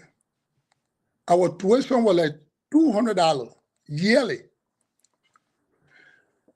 So that turned a bit Liberia. Liberia was giving 4-0 in Abidjan. And we were giving envelope to people. So we wanted our tuition to be paid. Who was then like 50,000 like African money, CFA. We had denied us in his hotel room. You know what he told us? That he been buying liquor for Liberia and they insulted his mom. Therefore, he cannot help Liberian students. And he never helped. And so people that he bought liquor for them, he stood in the public discussing it. What more about helping somebody to go to hospital? So we have been, Charlie, I'm sorry that Liberian people voted him to become president of Liberia. That was sad for Liberia. That young man does not have Liberia at heart. 4 of his officers or the auditors were killed. The next day was our birthday. He stood up dancing buka. What can you tell your country people? And when those guys were found on the Broad Street, we are afraid to say that our boyfriend and girlfriend business. He made that statement. When the parents of the 3 missing boys went to see Moses, we had to dispatch police to guard Moses. He did not call the parents to talk to them. So I'm saying that to tell you that that's a letter of where you guys saw there. It's more than that. So it's a disgrace, even to his radio station. That was Thank for you. politics. It's not because he had Liberia's heart. He fell on Liberia for 6 years. What can he prove to us now? Nothing. Thank you. Thank you very much. Just to reiterate a point from your statement, former President George Manuel Weah does not have Liberia at heart. Let's hear from you, Mr. Sheriff. What do you think based on his recent comments at that ceremony? And if you can respond to Mr. Gateway if you want. Thank you very much. Let me just state that sometimes we don't need to respond to people who already have what we call, a fixed opinion or an idea about an individual.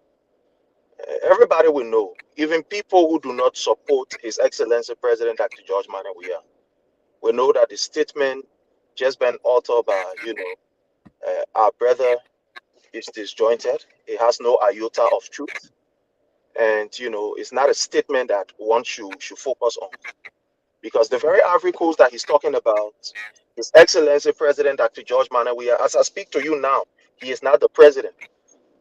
But he has almost about 35 persons who is at Vera University in Ivory Coast going to school.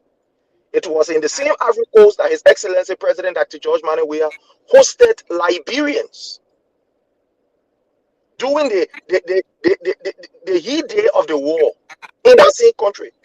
In that same Ivory Coast that he's talking about, it's where His Excellency President Dr. George Manuel Weah makes serious intervention in the lives of Liberians who were accused of being rebel, just a rebel, of being bandit.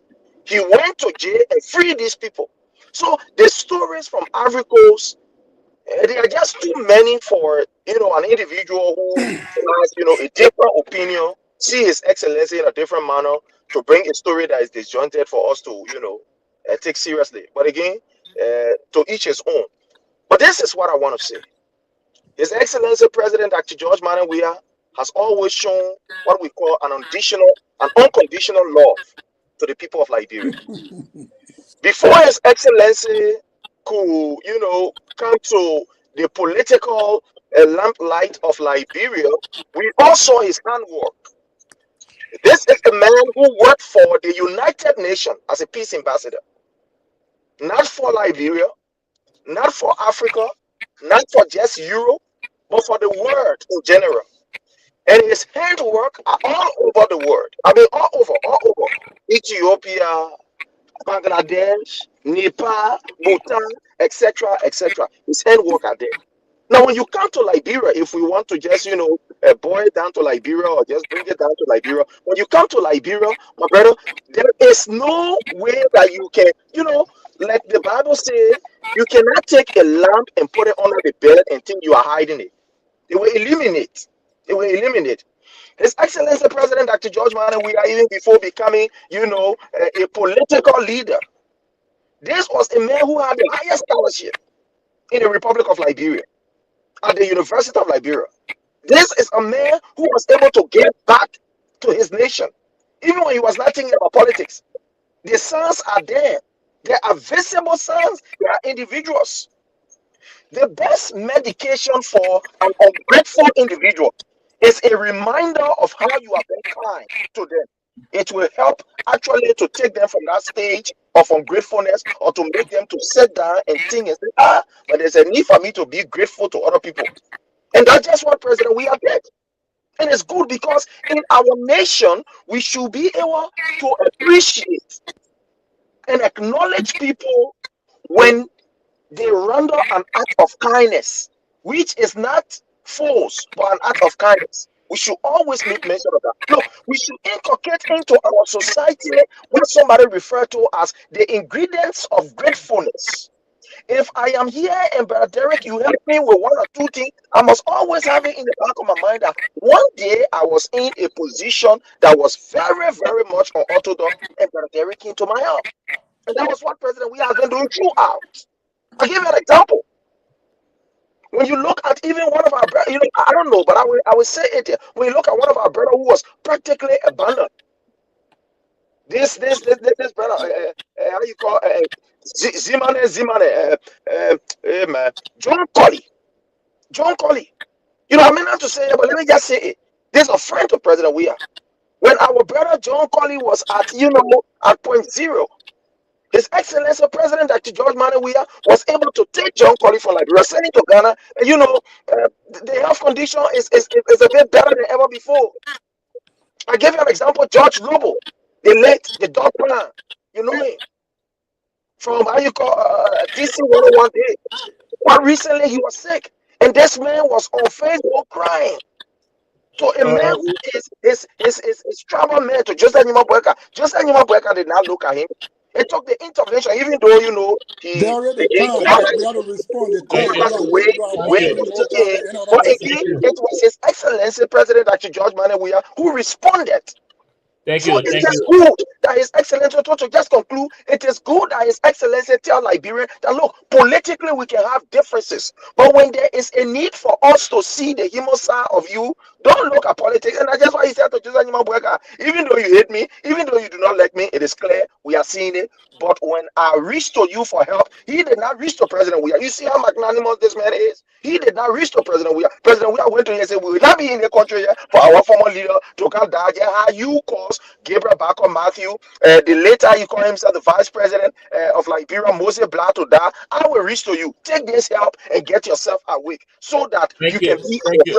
and that's just why he accepted. So it's not Thank bad you. for President Weah to say it. Thank you, Mr. Sheriff. I Thank you, wanna sir. give you what? 30. Mr. Yeah, Gilway, Mr. I will come back to you. I will come to you. But Mr. Sheriff, I want to give you another 30 seconds to respond to this. And I have more question on that for you. You mentioned a lot of times when former President George Weah extended his hands to people. You mentioned individuals. Do you think former President Weah is in his right, like you said, when he called on Liberians of those individual ungrateful, when in 3 different elections they rallied their support and voted for him 3 times against Ellen twice, and they voted for him and made him president? Don't you think that's an appreciation? Because one can argue that apart from his fame, former President Weah would not have won that elections, looking at other things, looking at his credential in another way. Do you think President Bouaka today, not Bouaka, but former President Weah today calling people ungrateful, isn't that himself being ungrateful, just looking at the fact that these people have elected him or unanimously, overwhelmingly, voted for him in 3 different presidential elections, giving more than 45% of the voting? Don't you think that's him being unappreciative as well? Thank you very much, my brother Derek. At no point in time did His Excellency President Dr. George Manneh Weah refer to Liberians as being ungrateful. He was very specific. You see, these are the things that we must be able to tell people. When you I generalize want, I the want, discussion, when, I want you to go. I want you to go to the question, Mr. Sheriff, please. yeah, that's what I'm saying. When you generalize the discussion, then you know it is unfair. His Excellency President, as to George Manuel Weah, was very specific to individual, to people. He did not refer to Liberians as being ungrateful. It is unfair. He referred to people who has exhibited over the period high level of ungratefulness. Like for example, the now president Joseph Newman Boyka. This is a man who have exhibited over the period and continue to exhibit high level of ungratefulness to this So man who only has been magnanimous. So he was specific to individual. let me He say, spoke to people. Mr. Giwa had a rebuttal, and then I will come to Mr. Boda. But thank you very much, Mr. Sheriff. You're welcome. Uh, Like I said, I'm sorry. At a certain point in time, I will be excuse through me, my audio. brother. Excuse me. We understand. Excuse me. Thank you. I understand that Lucifer has his own follower, so it's not anything. They can preach for him. Today, I am still president for Liberian refugees that resided in Akodi Village, Rivera Trois. I am still currently their president. We have meeting annually. I was Liberian refugee president in Abidjan. At some point, we met with Charles Taylor. He sent me everywhere, Donnelly, everywhere. I represented Liberia in Monrovia. So what we're saying here, I was in Liberia, I was in Africa. He bought liquor. He did not sponsor anybody. I met with Ellen Johnson Sirleaf. How much he gave to me? 500 francs front. I go hotel along with Triple Garland Summer. I met with Ellen Johnson Sirleaf in 1991 in Donnelly. She gave Liberian community 1,000. So I know all those leaders that used to visit. Charles Taylor was rebel, but he did well for Liberia than any other person. There's a guy they called Marketer. He was there in Europe. He paid our tuition for the whole year. He did. Don't let because he's your leader or you are a member of the Lucifer, thing to say that did it. We are bought liquor. He bought liquor for Liberian people. Monk is right here in New Jersey. He was the one that we used to give him the money to buy liquor for Liberians. So I don't know where were you and where you got this information from. Thank you very much, Mr. Giwa. Mr. Boda, you want to chime in? You're on mute. My brother Sherry did not respond to the occasion that you asked him to address. I know they are very good at deflecting situation and moving around, and try to make people. The question was, they said at the occasion that Mr. Weah went to the address, my brother did not even say anything about that occasion. I have a follow up on that. I just wanted to get your. So and he talking about ungratefulness. I think when we talk about ungratefulness, we have to be the one that are very ungrateful to the Liberian people. Liberian people, he reached himself with his arrogance of people that he surrounded himself with, and the very sedition, the youth that today supported him into power. Look at the life of the young people that CDC party, the grassroots party. My brother Sherry said it over there.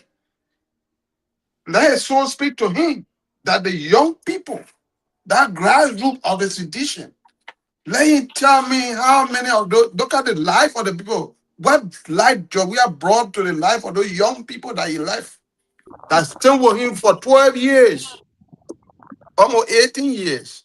And we are referring to Omen Boga of being ungrateful. I don't know what we want Omen Boga to go and take him and live with him.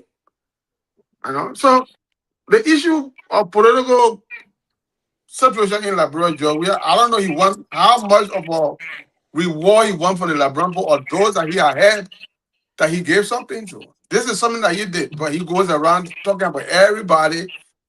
They are ungrateful. I don't know what he means by they're ungrateful or what he doesn't want from these people to go and hear him every day. Oh, President, you are the greatest man of the world. So let my brother Sherry address the occasion and the statement he was making there. Because this man goes around, got nothing to offer the LeBron people. They gave him state power, but rather use that state power to enrich himself along with his cohorts. That's what job we are did to LeBron. But we have the secret on the now to come, then he come and show that he can get it done. Thank you very much, Mr. Boda. Mr. Sherry, I have to come back to you. If you can respond to Mr. Boda. But before I give you the opportunity to do that, I have this question again from President Bwaka, not Bwaka, but former President Weah statement. When he was talking about his contribution to football, I don't know if you're listening to me, Mr. Sheriff, but if you Yeah, I'm listening to you. I'm getting you. Thank you. When he was talking about his contribution to football in Liberia, he recounted times that he used his personal finances to sponsor the national team, talking about he took the national team to the African Cup of Nations finals, and he also. But I want to ask you this question then, just looking at other African soccer players that play on the international stage. For example, Samuel Eto'o, we can literally Google his achievement. He became president of their football association there in Cameroon. And some of the things that he did was increase player salary, and he built stadiums around the country. And let's look at JJ Okocha. Did not even achieve as former president Weah did, but he was able to build an academy. What does President Weah have to show that gave him the audacity to talk about the Liberian people ungratefulness, even though that despite not doing so much for the national team, one will argue he was elected into office overwhelmingly. Over 45% in 3 elections of the Liberian voter population or rather the support behind him. What does President Weah have to show in his own career of football for Liberia, Mr. Sheriff? Thank you. This is where the contradiction is from your end. For you to say that the Liberian people voted him overwhelmingly, and you are telling us that he did nothing. The Liberian people are not fools, that they will just elect somebody who maybe did absolutely nothing for them. Out of desperation, say, yeah, let's just elect the man. The working of His Excellency President Dr. George Manneh Weah is visible everywhere. You all know the role that he played during the war, where because of his effort. Mr. Terry, I'm sorry to interrupt you, but if you need me to remind you of the question, I will. I want you to address the question. We understand the narrative about his individual contribution. He went to refugee camp, but I want you to address the question: what does President Weah, as the head of state, as a former soccer celebrator, what does he have to show for football? You can address that question specifically. I would appreciate it. Yeah, my brother David, I'm addressing the question. It's just unfortunate sometimes when people are addressing issues, people want them to coin it in the word that they want.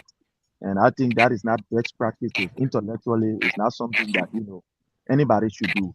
But here is it. In the interest of time, I think you can agree that it is the best intellectual practice that people be a little more specific in the interest of time, if you don't mind. Yeah, you can remember that Liberia fought 14 years of civil unrest. During the very, very glorious day of His Excellency President Dr. George Manneh Weah, days, on the spot page. What were we doing in Liberia? We were burning down homes, we're destroying properties, we're breaking down, tearing apart, and etc., etc. So the first thing that we needed to do was to ensure that we have a better Liberia, that we have sanity in our home, that we have peace, we have security. And that was the first and foremost priority of every other Liberian, including His Excellency President Dr. George Manneh Weah.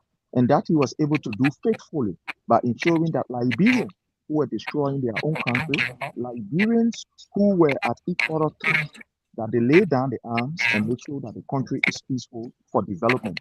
Nobody develops when there are wars. Nobody develops when there are destruction. Nobody develops when rockets and bullets are flying. So the first thing that His Excellency did was able to ensure that we have what we call sanity in our country, and we have civility in our country, that we have peace and we have quietness. So that is the greatest achievement that one can ever do. Like you talk about Samuel Eto'o. Did Samuel Eto'o disarm anybody in your country? Mr. Sheriff, I'm sorry to interrupt again, but I will be remiss if I don't provide a correction. On the show, when President Weah took over as president of Liberia, there have been two different administrations. There have been 2 terms. Ellen Johnson had 12. Let me provide a correction. So the narrative you're pushing is so far from the truth. President Weah did not take over Liberia with bullets flying everywhere. It was after 12 years of Unity Party administration. So I just want to provide that clarity. That cannot be understood as to why President Weah did not, I'm not saying that's what you're saying, but that cannot be understood. Let's not use the Civil War, because we had Army there for 12 years and we had an administration before him. So go ahead. So in order for us to come to the present, we must always go back what happened in the past, and that's where I came from, to tell you of where we reach here. Even under the administration of Madam Ellen Johnson Sirleaf, we all know that we had oil in Liberia, but that did not take away from President Weah's own initiative to help Liberians.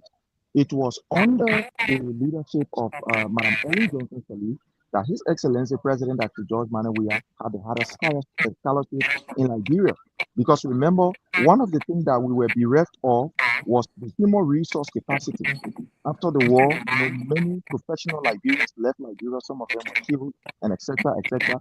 So the first thing that His Excellency President Dr. George Manneh Weah did for us as Liberians is to have the highest scholarship of Liberians, both in Liberia and out of Liberia, to develop the human resource capacity. Because remember, when Madam Ellen Johnson Sirleaf took over, what did she say?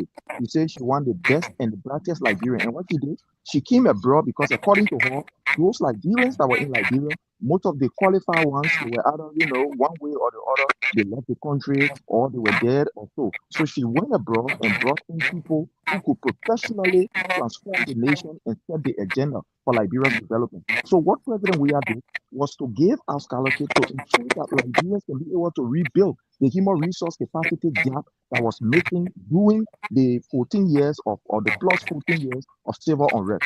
So that was the first and foremost thing he did that we must acknowledge and we must be able to appreciate.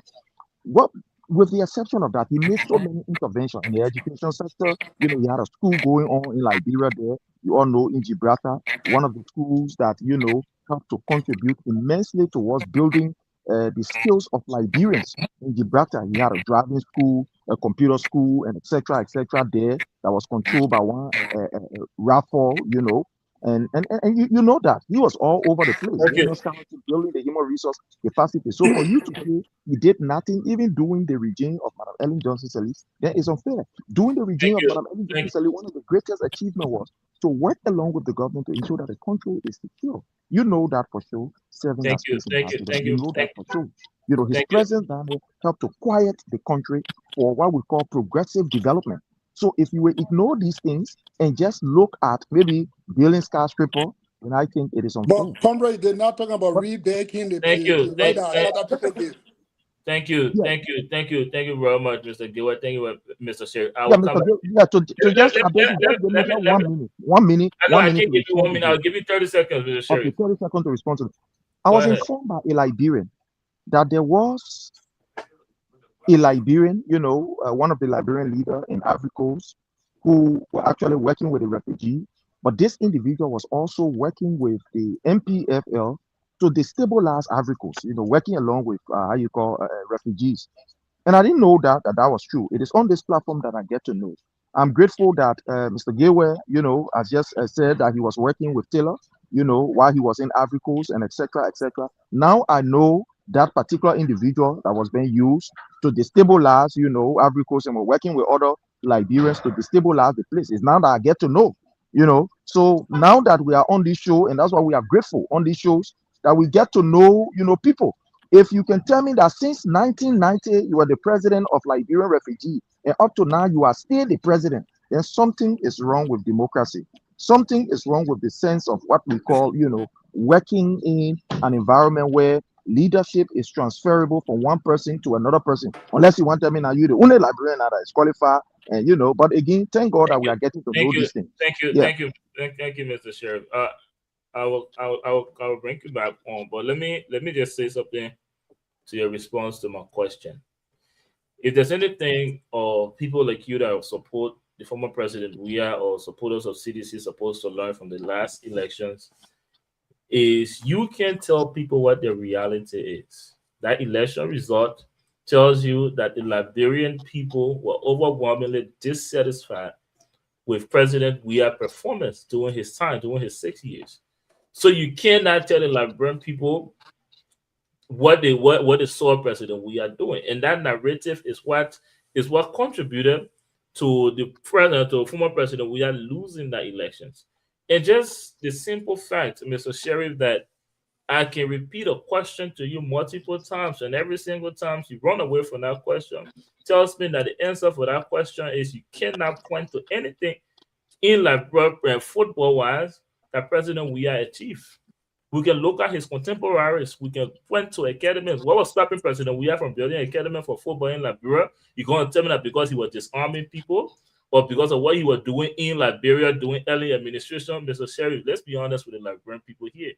It was during that same regime that former President Weah was able to take over 40 delegates to go watch the World Cup.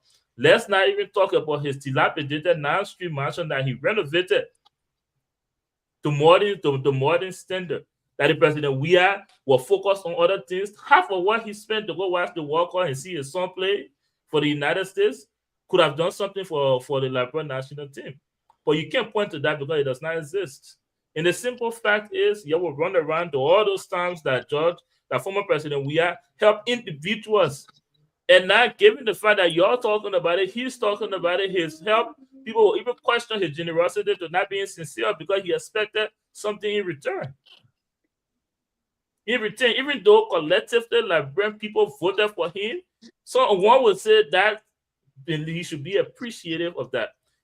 Even having filled his own base during the elections, he's still out here saying individuals were not appreciative to him because they didn't bow down to him or because they didn't so he can walk over because they didn't go on radio to chant CDC slogans. And that's why he called him ungrateful today. When this man filled the Liberian people, filled his supporter when George Weah go to the election, when Joe Weah holds somebody here in Liberia for a political seat, they won that same George Weah last election filled miserably. Liberian people rejected him. That's the one calling Liberian poor for being ungrateful. Maybe he should think about his performance. I refuse to even grade like George Weah on any other category outside of football because I believe that he knows nothing else. I cannot grade him on that because he doesn't have the understanding of that. He did absolutely nothing. The records are there, the election results are there. Even you, Mr. Sheriff.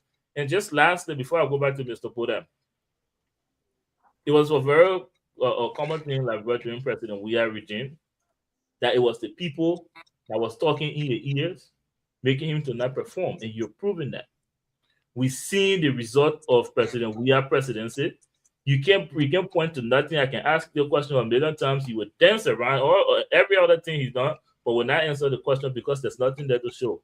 President Weah is not talking out of feeling people are not grateful to him. He's talking because he's hurt. He's hurt. That narrative from years ago, that CDC or battle cry is not working on the Liberian people because the reality does not represent what you are saying, Mr. Sheriff.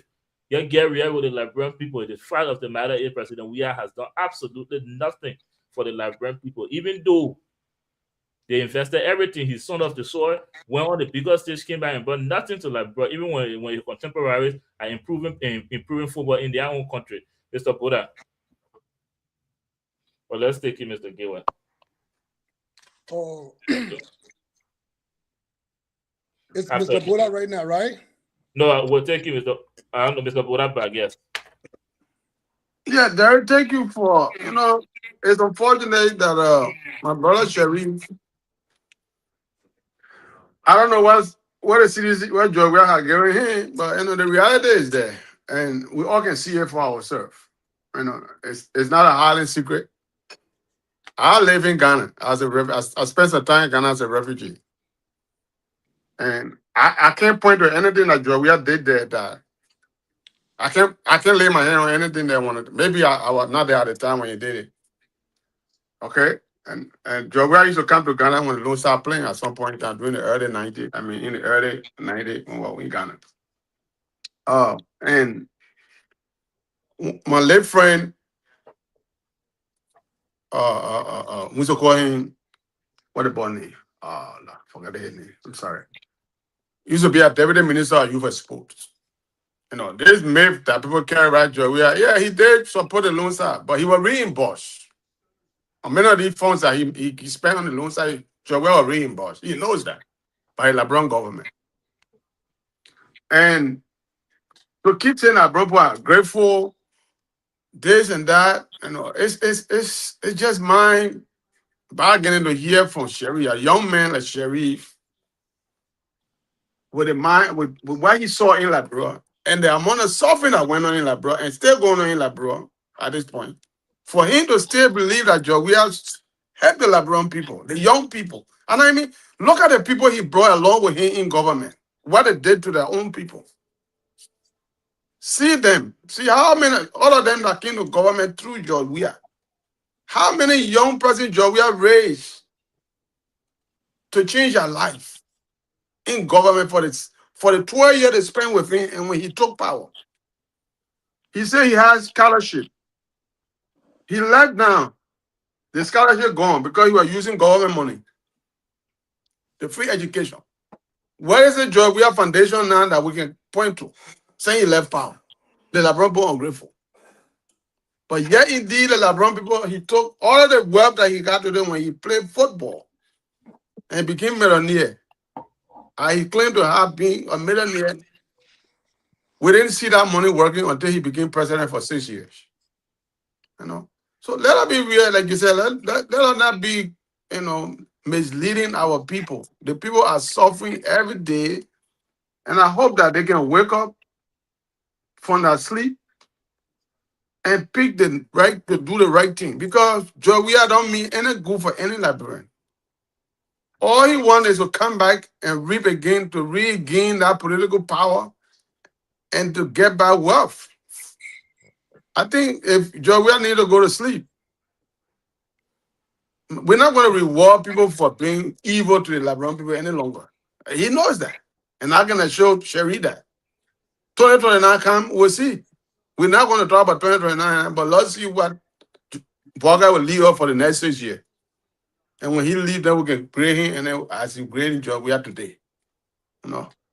Thank you. Thank you very much, Mr. Boda. I'm sure Mr. Giwa, you wanted to respond to Mr. Sheriff, and we will take you. And I don't know if Mr. Sheriff has any more contribution, then we'll go for a break, and we'll come back in. Definitely, we have a contribution before we go on break.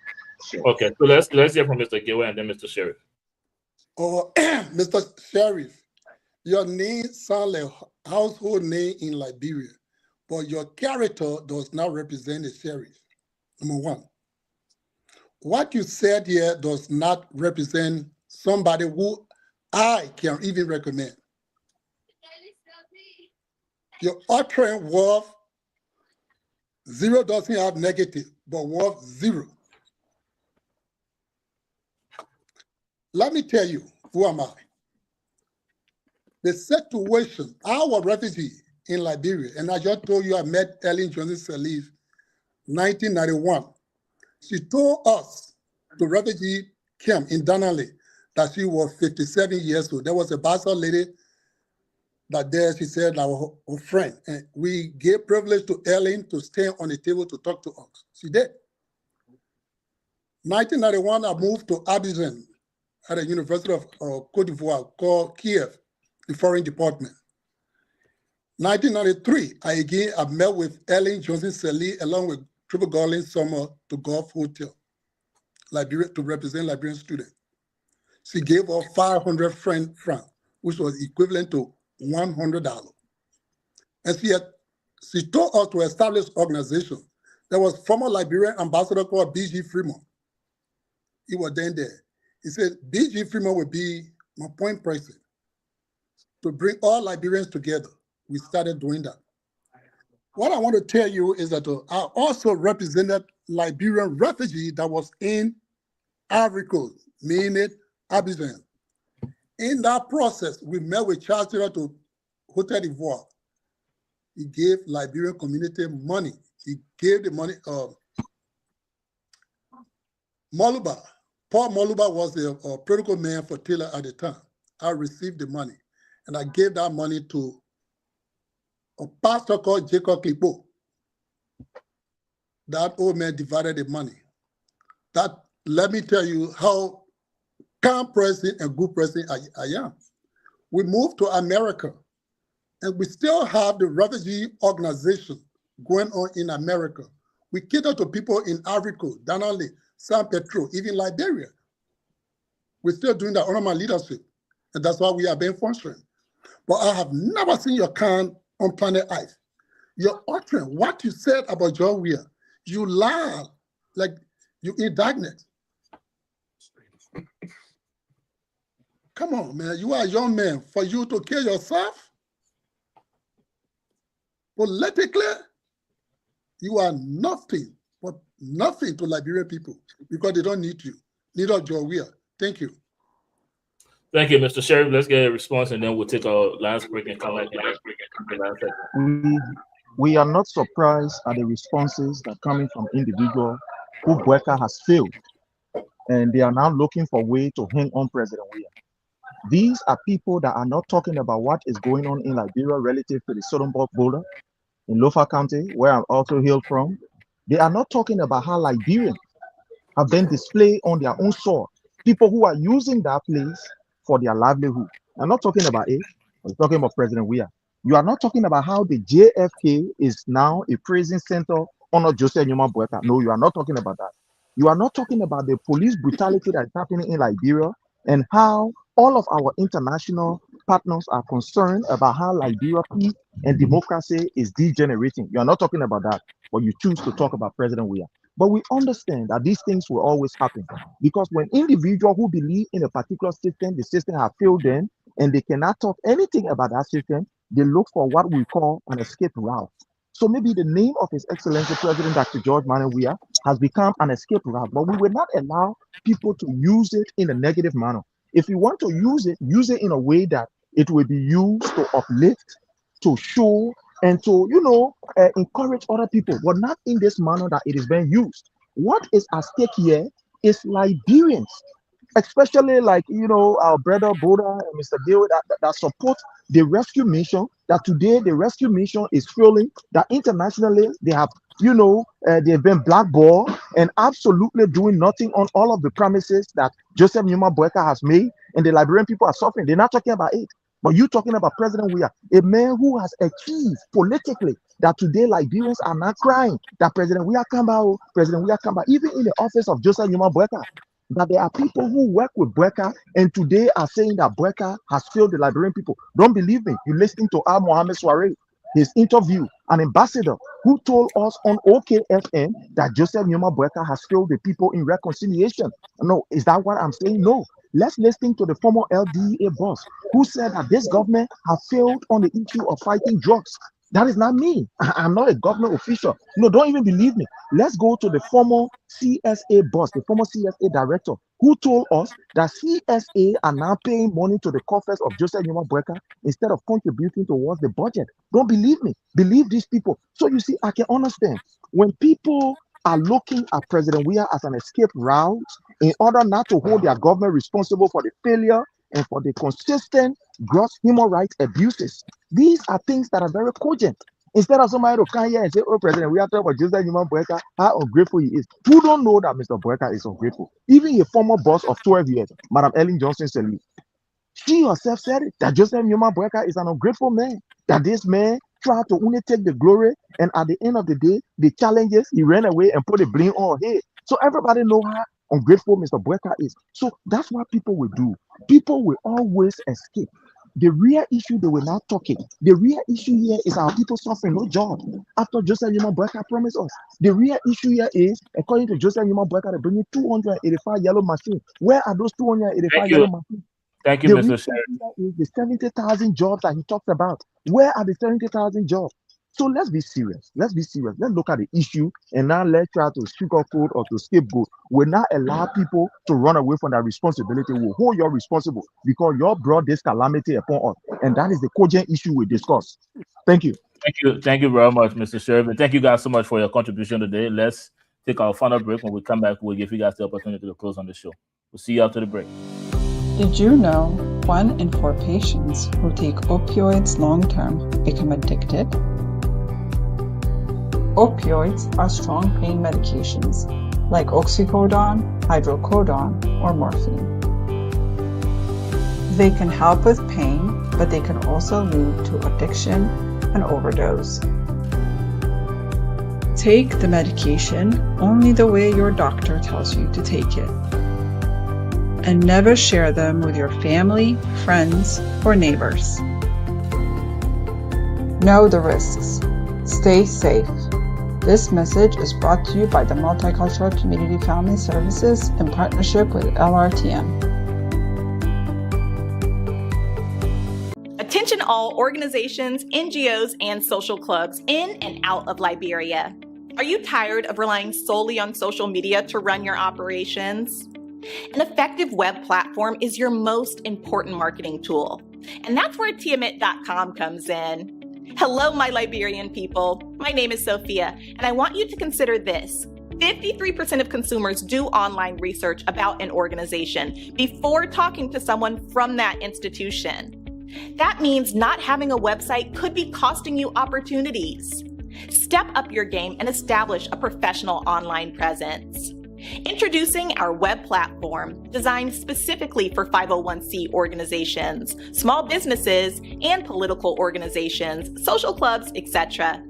At Tiamat.com, we understand how important it is to make a great digital first impression, which is why we offer you all the help needed to develop, maintain, and host NGOs and small and big organization websites by giving you a full suite of services that includes automatic billing for members, membership and visitor portals, first-class design and functionality, and much more. The best part is, it only costs $20 per month. Upgrade your image today with our customized web design services. Visit www.tiamat.com to get started. This is a Liberian-owned business. In our community, we help each other. But when it comes to prescription pain medication, such as opioids, sharing isn't helping, it's harming. What works for you could be dangerous, even deadly for somebody else. In our community, we help each other. But when it comes to prescription pain medication, such as opioids, sharing isn't helping, it's harming. What works for you could be dangerous, even deadly for somebody else.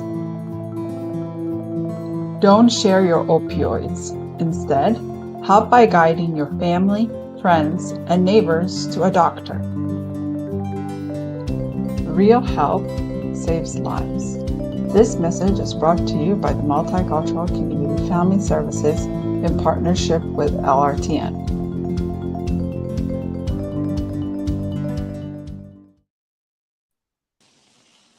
Welcome back, ladies and gentlemen. This is the Liberian Radio and Television Network. We are at the end of episode 093 of The Horizon. And this is our final segment. This is where we give our panelists the opportunity to close out on the discussion we've been having here tonight. And just for a reminder and a summary, tonight we discussed the vice president asserting that Liberia has the military strength to defend itself against any neighboring country, including the likes of Guinea.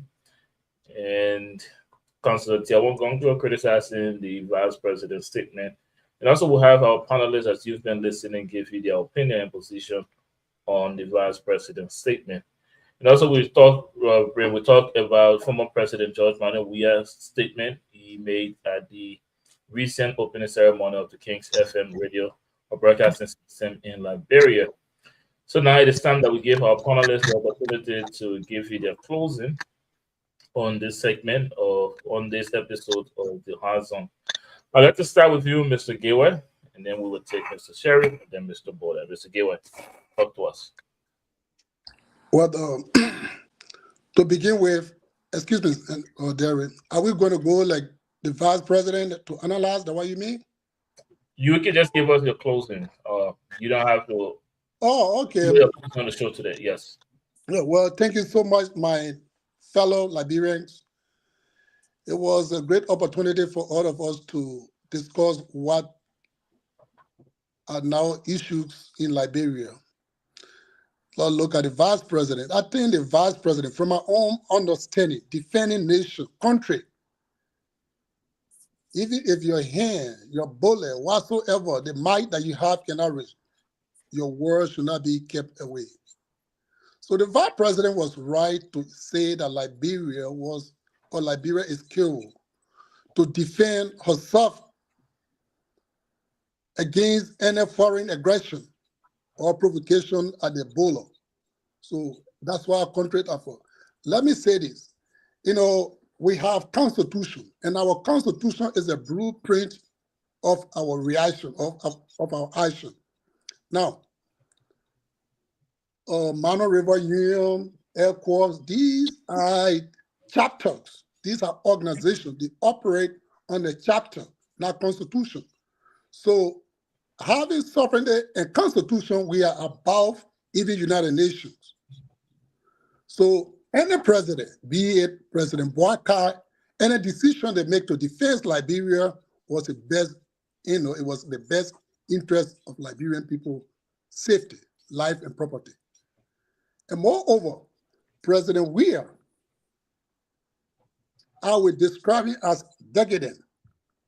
It does not fit in any political leadership. He's referring that people have to use cloth to put his image on to sell. That would go well, but not to lead as a political person or figure in Liberia. Thank you.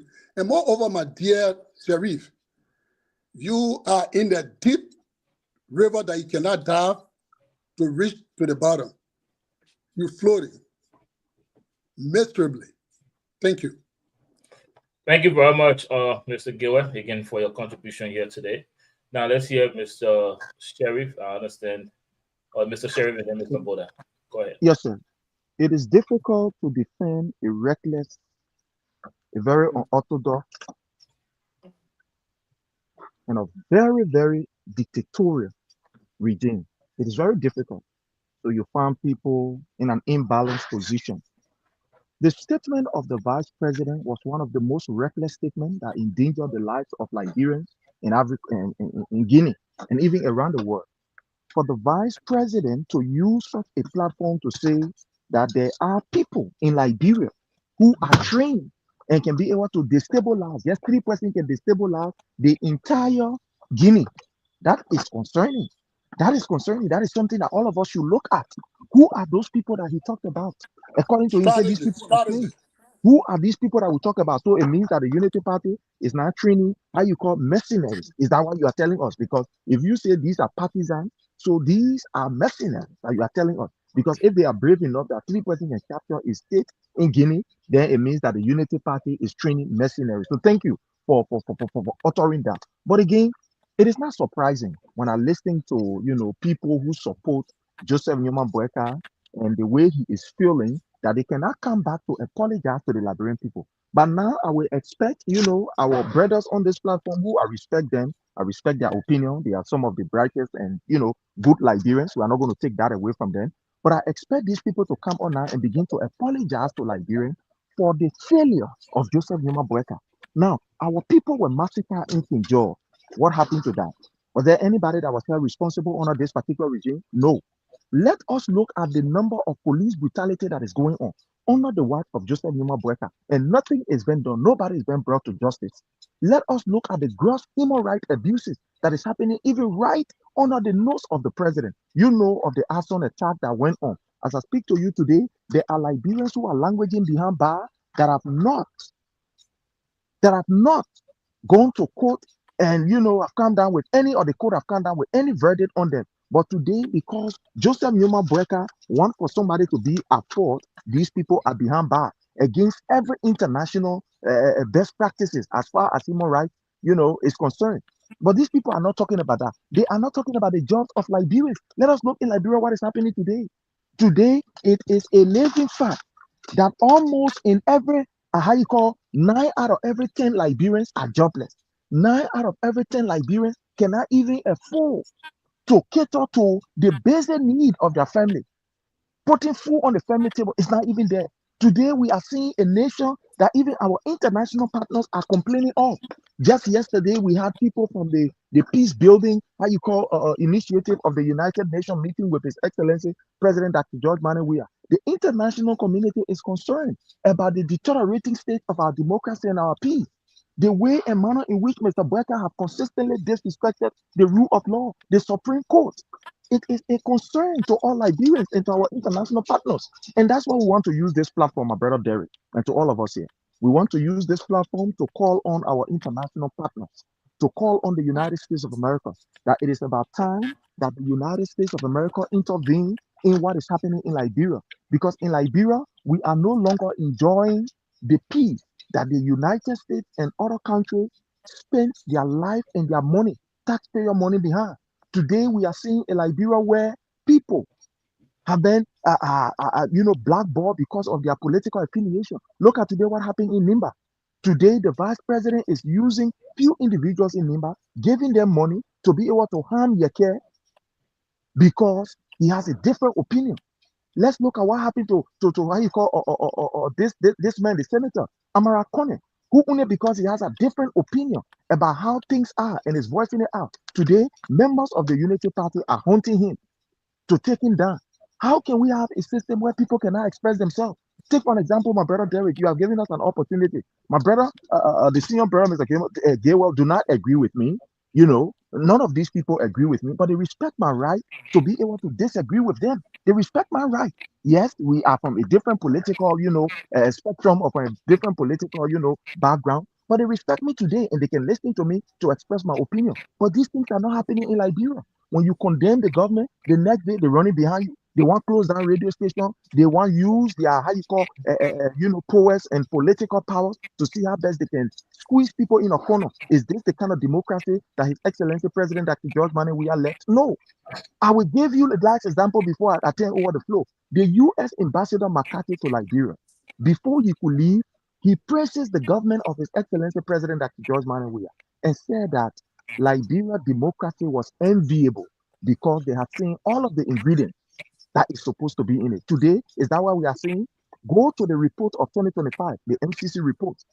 Don't believe me, go to the MCC report. The MCC report of 2025 tells us that the rule of law is under attack under this Brecker government. Good governance is no more. No, don't believe me, go to the State Department report on Liberia human rights. These are reports that I'm citing. Go there and read. You will see that these reports are telling us that as we speak, the human rights in Liberia is deteriorating under this particular government. Don't believe me. Go to the NAMO report, the 2025 NAMO report on Liberia. A national institution or a national NGO gave a report on Liberia. And from the report tells us that things are degenerating. Things are becoming so bad in Liberia. We can no longer express ourselves. Freedom of press now is under attack. Don't believe me, the reports are there, like I make mention of. These are things we should be talking. When Liberians don't have the opportunity to be able to criticize their government and being beaten on the street, look at what happened to the students who went to go and protest for jobs and for justice. These students, they were beaten by the police. Some of them were even raped and they were naked by the police. What Joseph Newman Brecker said about it? Nothing he said about it. Yesterday, there was a peace conference of Africa in Ghana. Where was Joseph Newman Brecker? He was nowhere around, but rather he was here in the United States of America receiving an award that was given to him by his ambassador, Al Hassan Conte. An award that they pay for, almost about $300,000. You are receiving it. What that particular award has to do with the hungry people in Kinjo, what it has to do with the hungry people there all the way in Sasa, what it has to do with putting jobs or giving our people jobs or putting food on the people's table. These are the cogent issues that we need to be discussing. But somebody will come here and say, oh, President, we will not come back. when every day the Liberian people are crying and they are healing and they are asking God that God should bring back this particular political savior, His Excellency President Dr. George Manneh Weah, a man that has exhibited a high level of peace and democracy and tolerance. Today we are seeing Joseph Yuma Burka can even speak to how you call His Excellency President Dr. George Manneh Weah. When President Weah was president, he drove to Joseph Yuma Burka house to show what we call magnanimity and respect for the rule of law. Today, Joseph Yuma Burka cannot reciprocate it. Is this not issue of concern that politically our nation is deteriorating? But again, thank you so much for giving us the opportunity. We'll always be here. We pray that our schedule can be a bit better, that we can interact in a more at least lengthy manner. But thank you so much. Thank you. Thank you very much, Mr. Sheriff, as always, for your contribution. Now let's hear from you lastly, Mr. Boda. Give us a closing. Thank you, Derek. It's quite ironic that my brother will come here and enumerate all of these flashing things talk about. Rule of law, journalism, including radio station, people are suffering. It's a good sandbox. It's a good sandbox to give. And I think the Liberian people getting to understand the politics of the opposition and what they stand for. The Unity Party, the regime of Mr. Boakai, I think it makes a lot of sense for many Liberians to see that people within the Unity Party call on the party if it goes wrong. But this is one thing that I had never one day heard from my brother Sharif to call out Joria for anything he did in the last, and he turned you as president. That he did everything that Joria did was excellent. But yet he speak against everything today. The people are suffering, and the judgment of these things will come to pass. Because Liberians are understanding that these people are just there to enrich themselves, to use them for their own political gain. And I hope that we can see in Liberia a lot of development going on. It's not 100%. There's no 100% anywhere. But the progress are being made. There's a lot of progress being made in Liberia.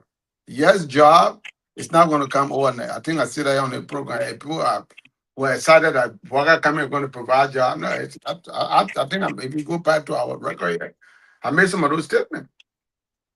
Boakai government is not 100%. They're not perfect, but they're making a gain. And those gains will benefit the Liberian people in the term to come. So let us not just criticize, but let's see the work and let's criticize when it's necessary. And let's speak the truth when it's necessary to speak the truth. That's genuine politics. Let us not just be blind in our loyalty because we love somebody or because we want to be behind this person, whether he's going in the hole, he's doing the wrong thing, we just accept that, yeah, he's a Messiah. There's no Messiah in Liberia. We're working, there's a progress going on, work in progress. And I think we all Liberians will yield that we are making progress. Gradually, we're getting there. It's not going to be 100%. It's not going to be overnight. It's going to take a time. So thank you, Derek, and I hope that we'll have a better discussion the next time. And my citizen brothers, call on your leader when they go wrong. Don't just bear your head behind our back and continue to talk and don't do the walk. Thank you. Thank you very much, Mr. Boda. And before I close the show, I'll just say this. Politics must always be about policy. Because when it's not about policy, people suffer. And that's what we see going on in Liberia today. It's a lot of gaslighting, it's a lot of manipulation. To understand the real issue, you always got to pay attention to who's talking. I feel like political institutions are now just switching places from being the current administration to the opposition. But the same problems, the same challenges that Liberian people are faced with continues to exist. Last administration, the same issues Mr. Sheriff is now complaining that is going on in the current administration. We saw that happening in the previous administration. And just to reiterate, the Liberia, I mean, should always seek diplomacy, especially with the current ongoing issues between Liberia and Guinea. And I can state on the record that it was reckless of the president to speak in a way that will hurt diplomacy. If you come The out vice and talk about president. The vice president, not the president. the vice president to come out and speak in a way that will hurt diplomacy, if you're seeking diplomacy and boasting of a military strength, and even saying it in a way that two individuals can pose a serious threat to the opposing country, is against diplomacy. So you can't be on one hand, your president cannot be spending taxpayer money traveling to the country to seek the diplomacy, and the vice president speaks recklessly. Now, to pivot, President Weah, the audacity of him to speak in the way he spoke should be very troubling to many Liberians, and especially those that voted for him. And we can say this through the Liberian people undeservingly put their support, put their hand on George Weah, even after he became successful on the international stage and did absolutely nothing for the Liberian people.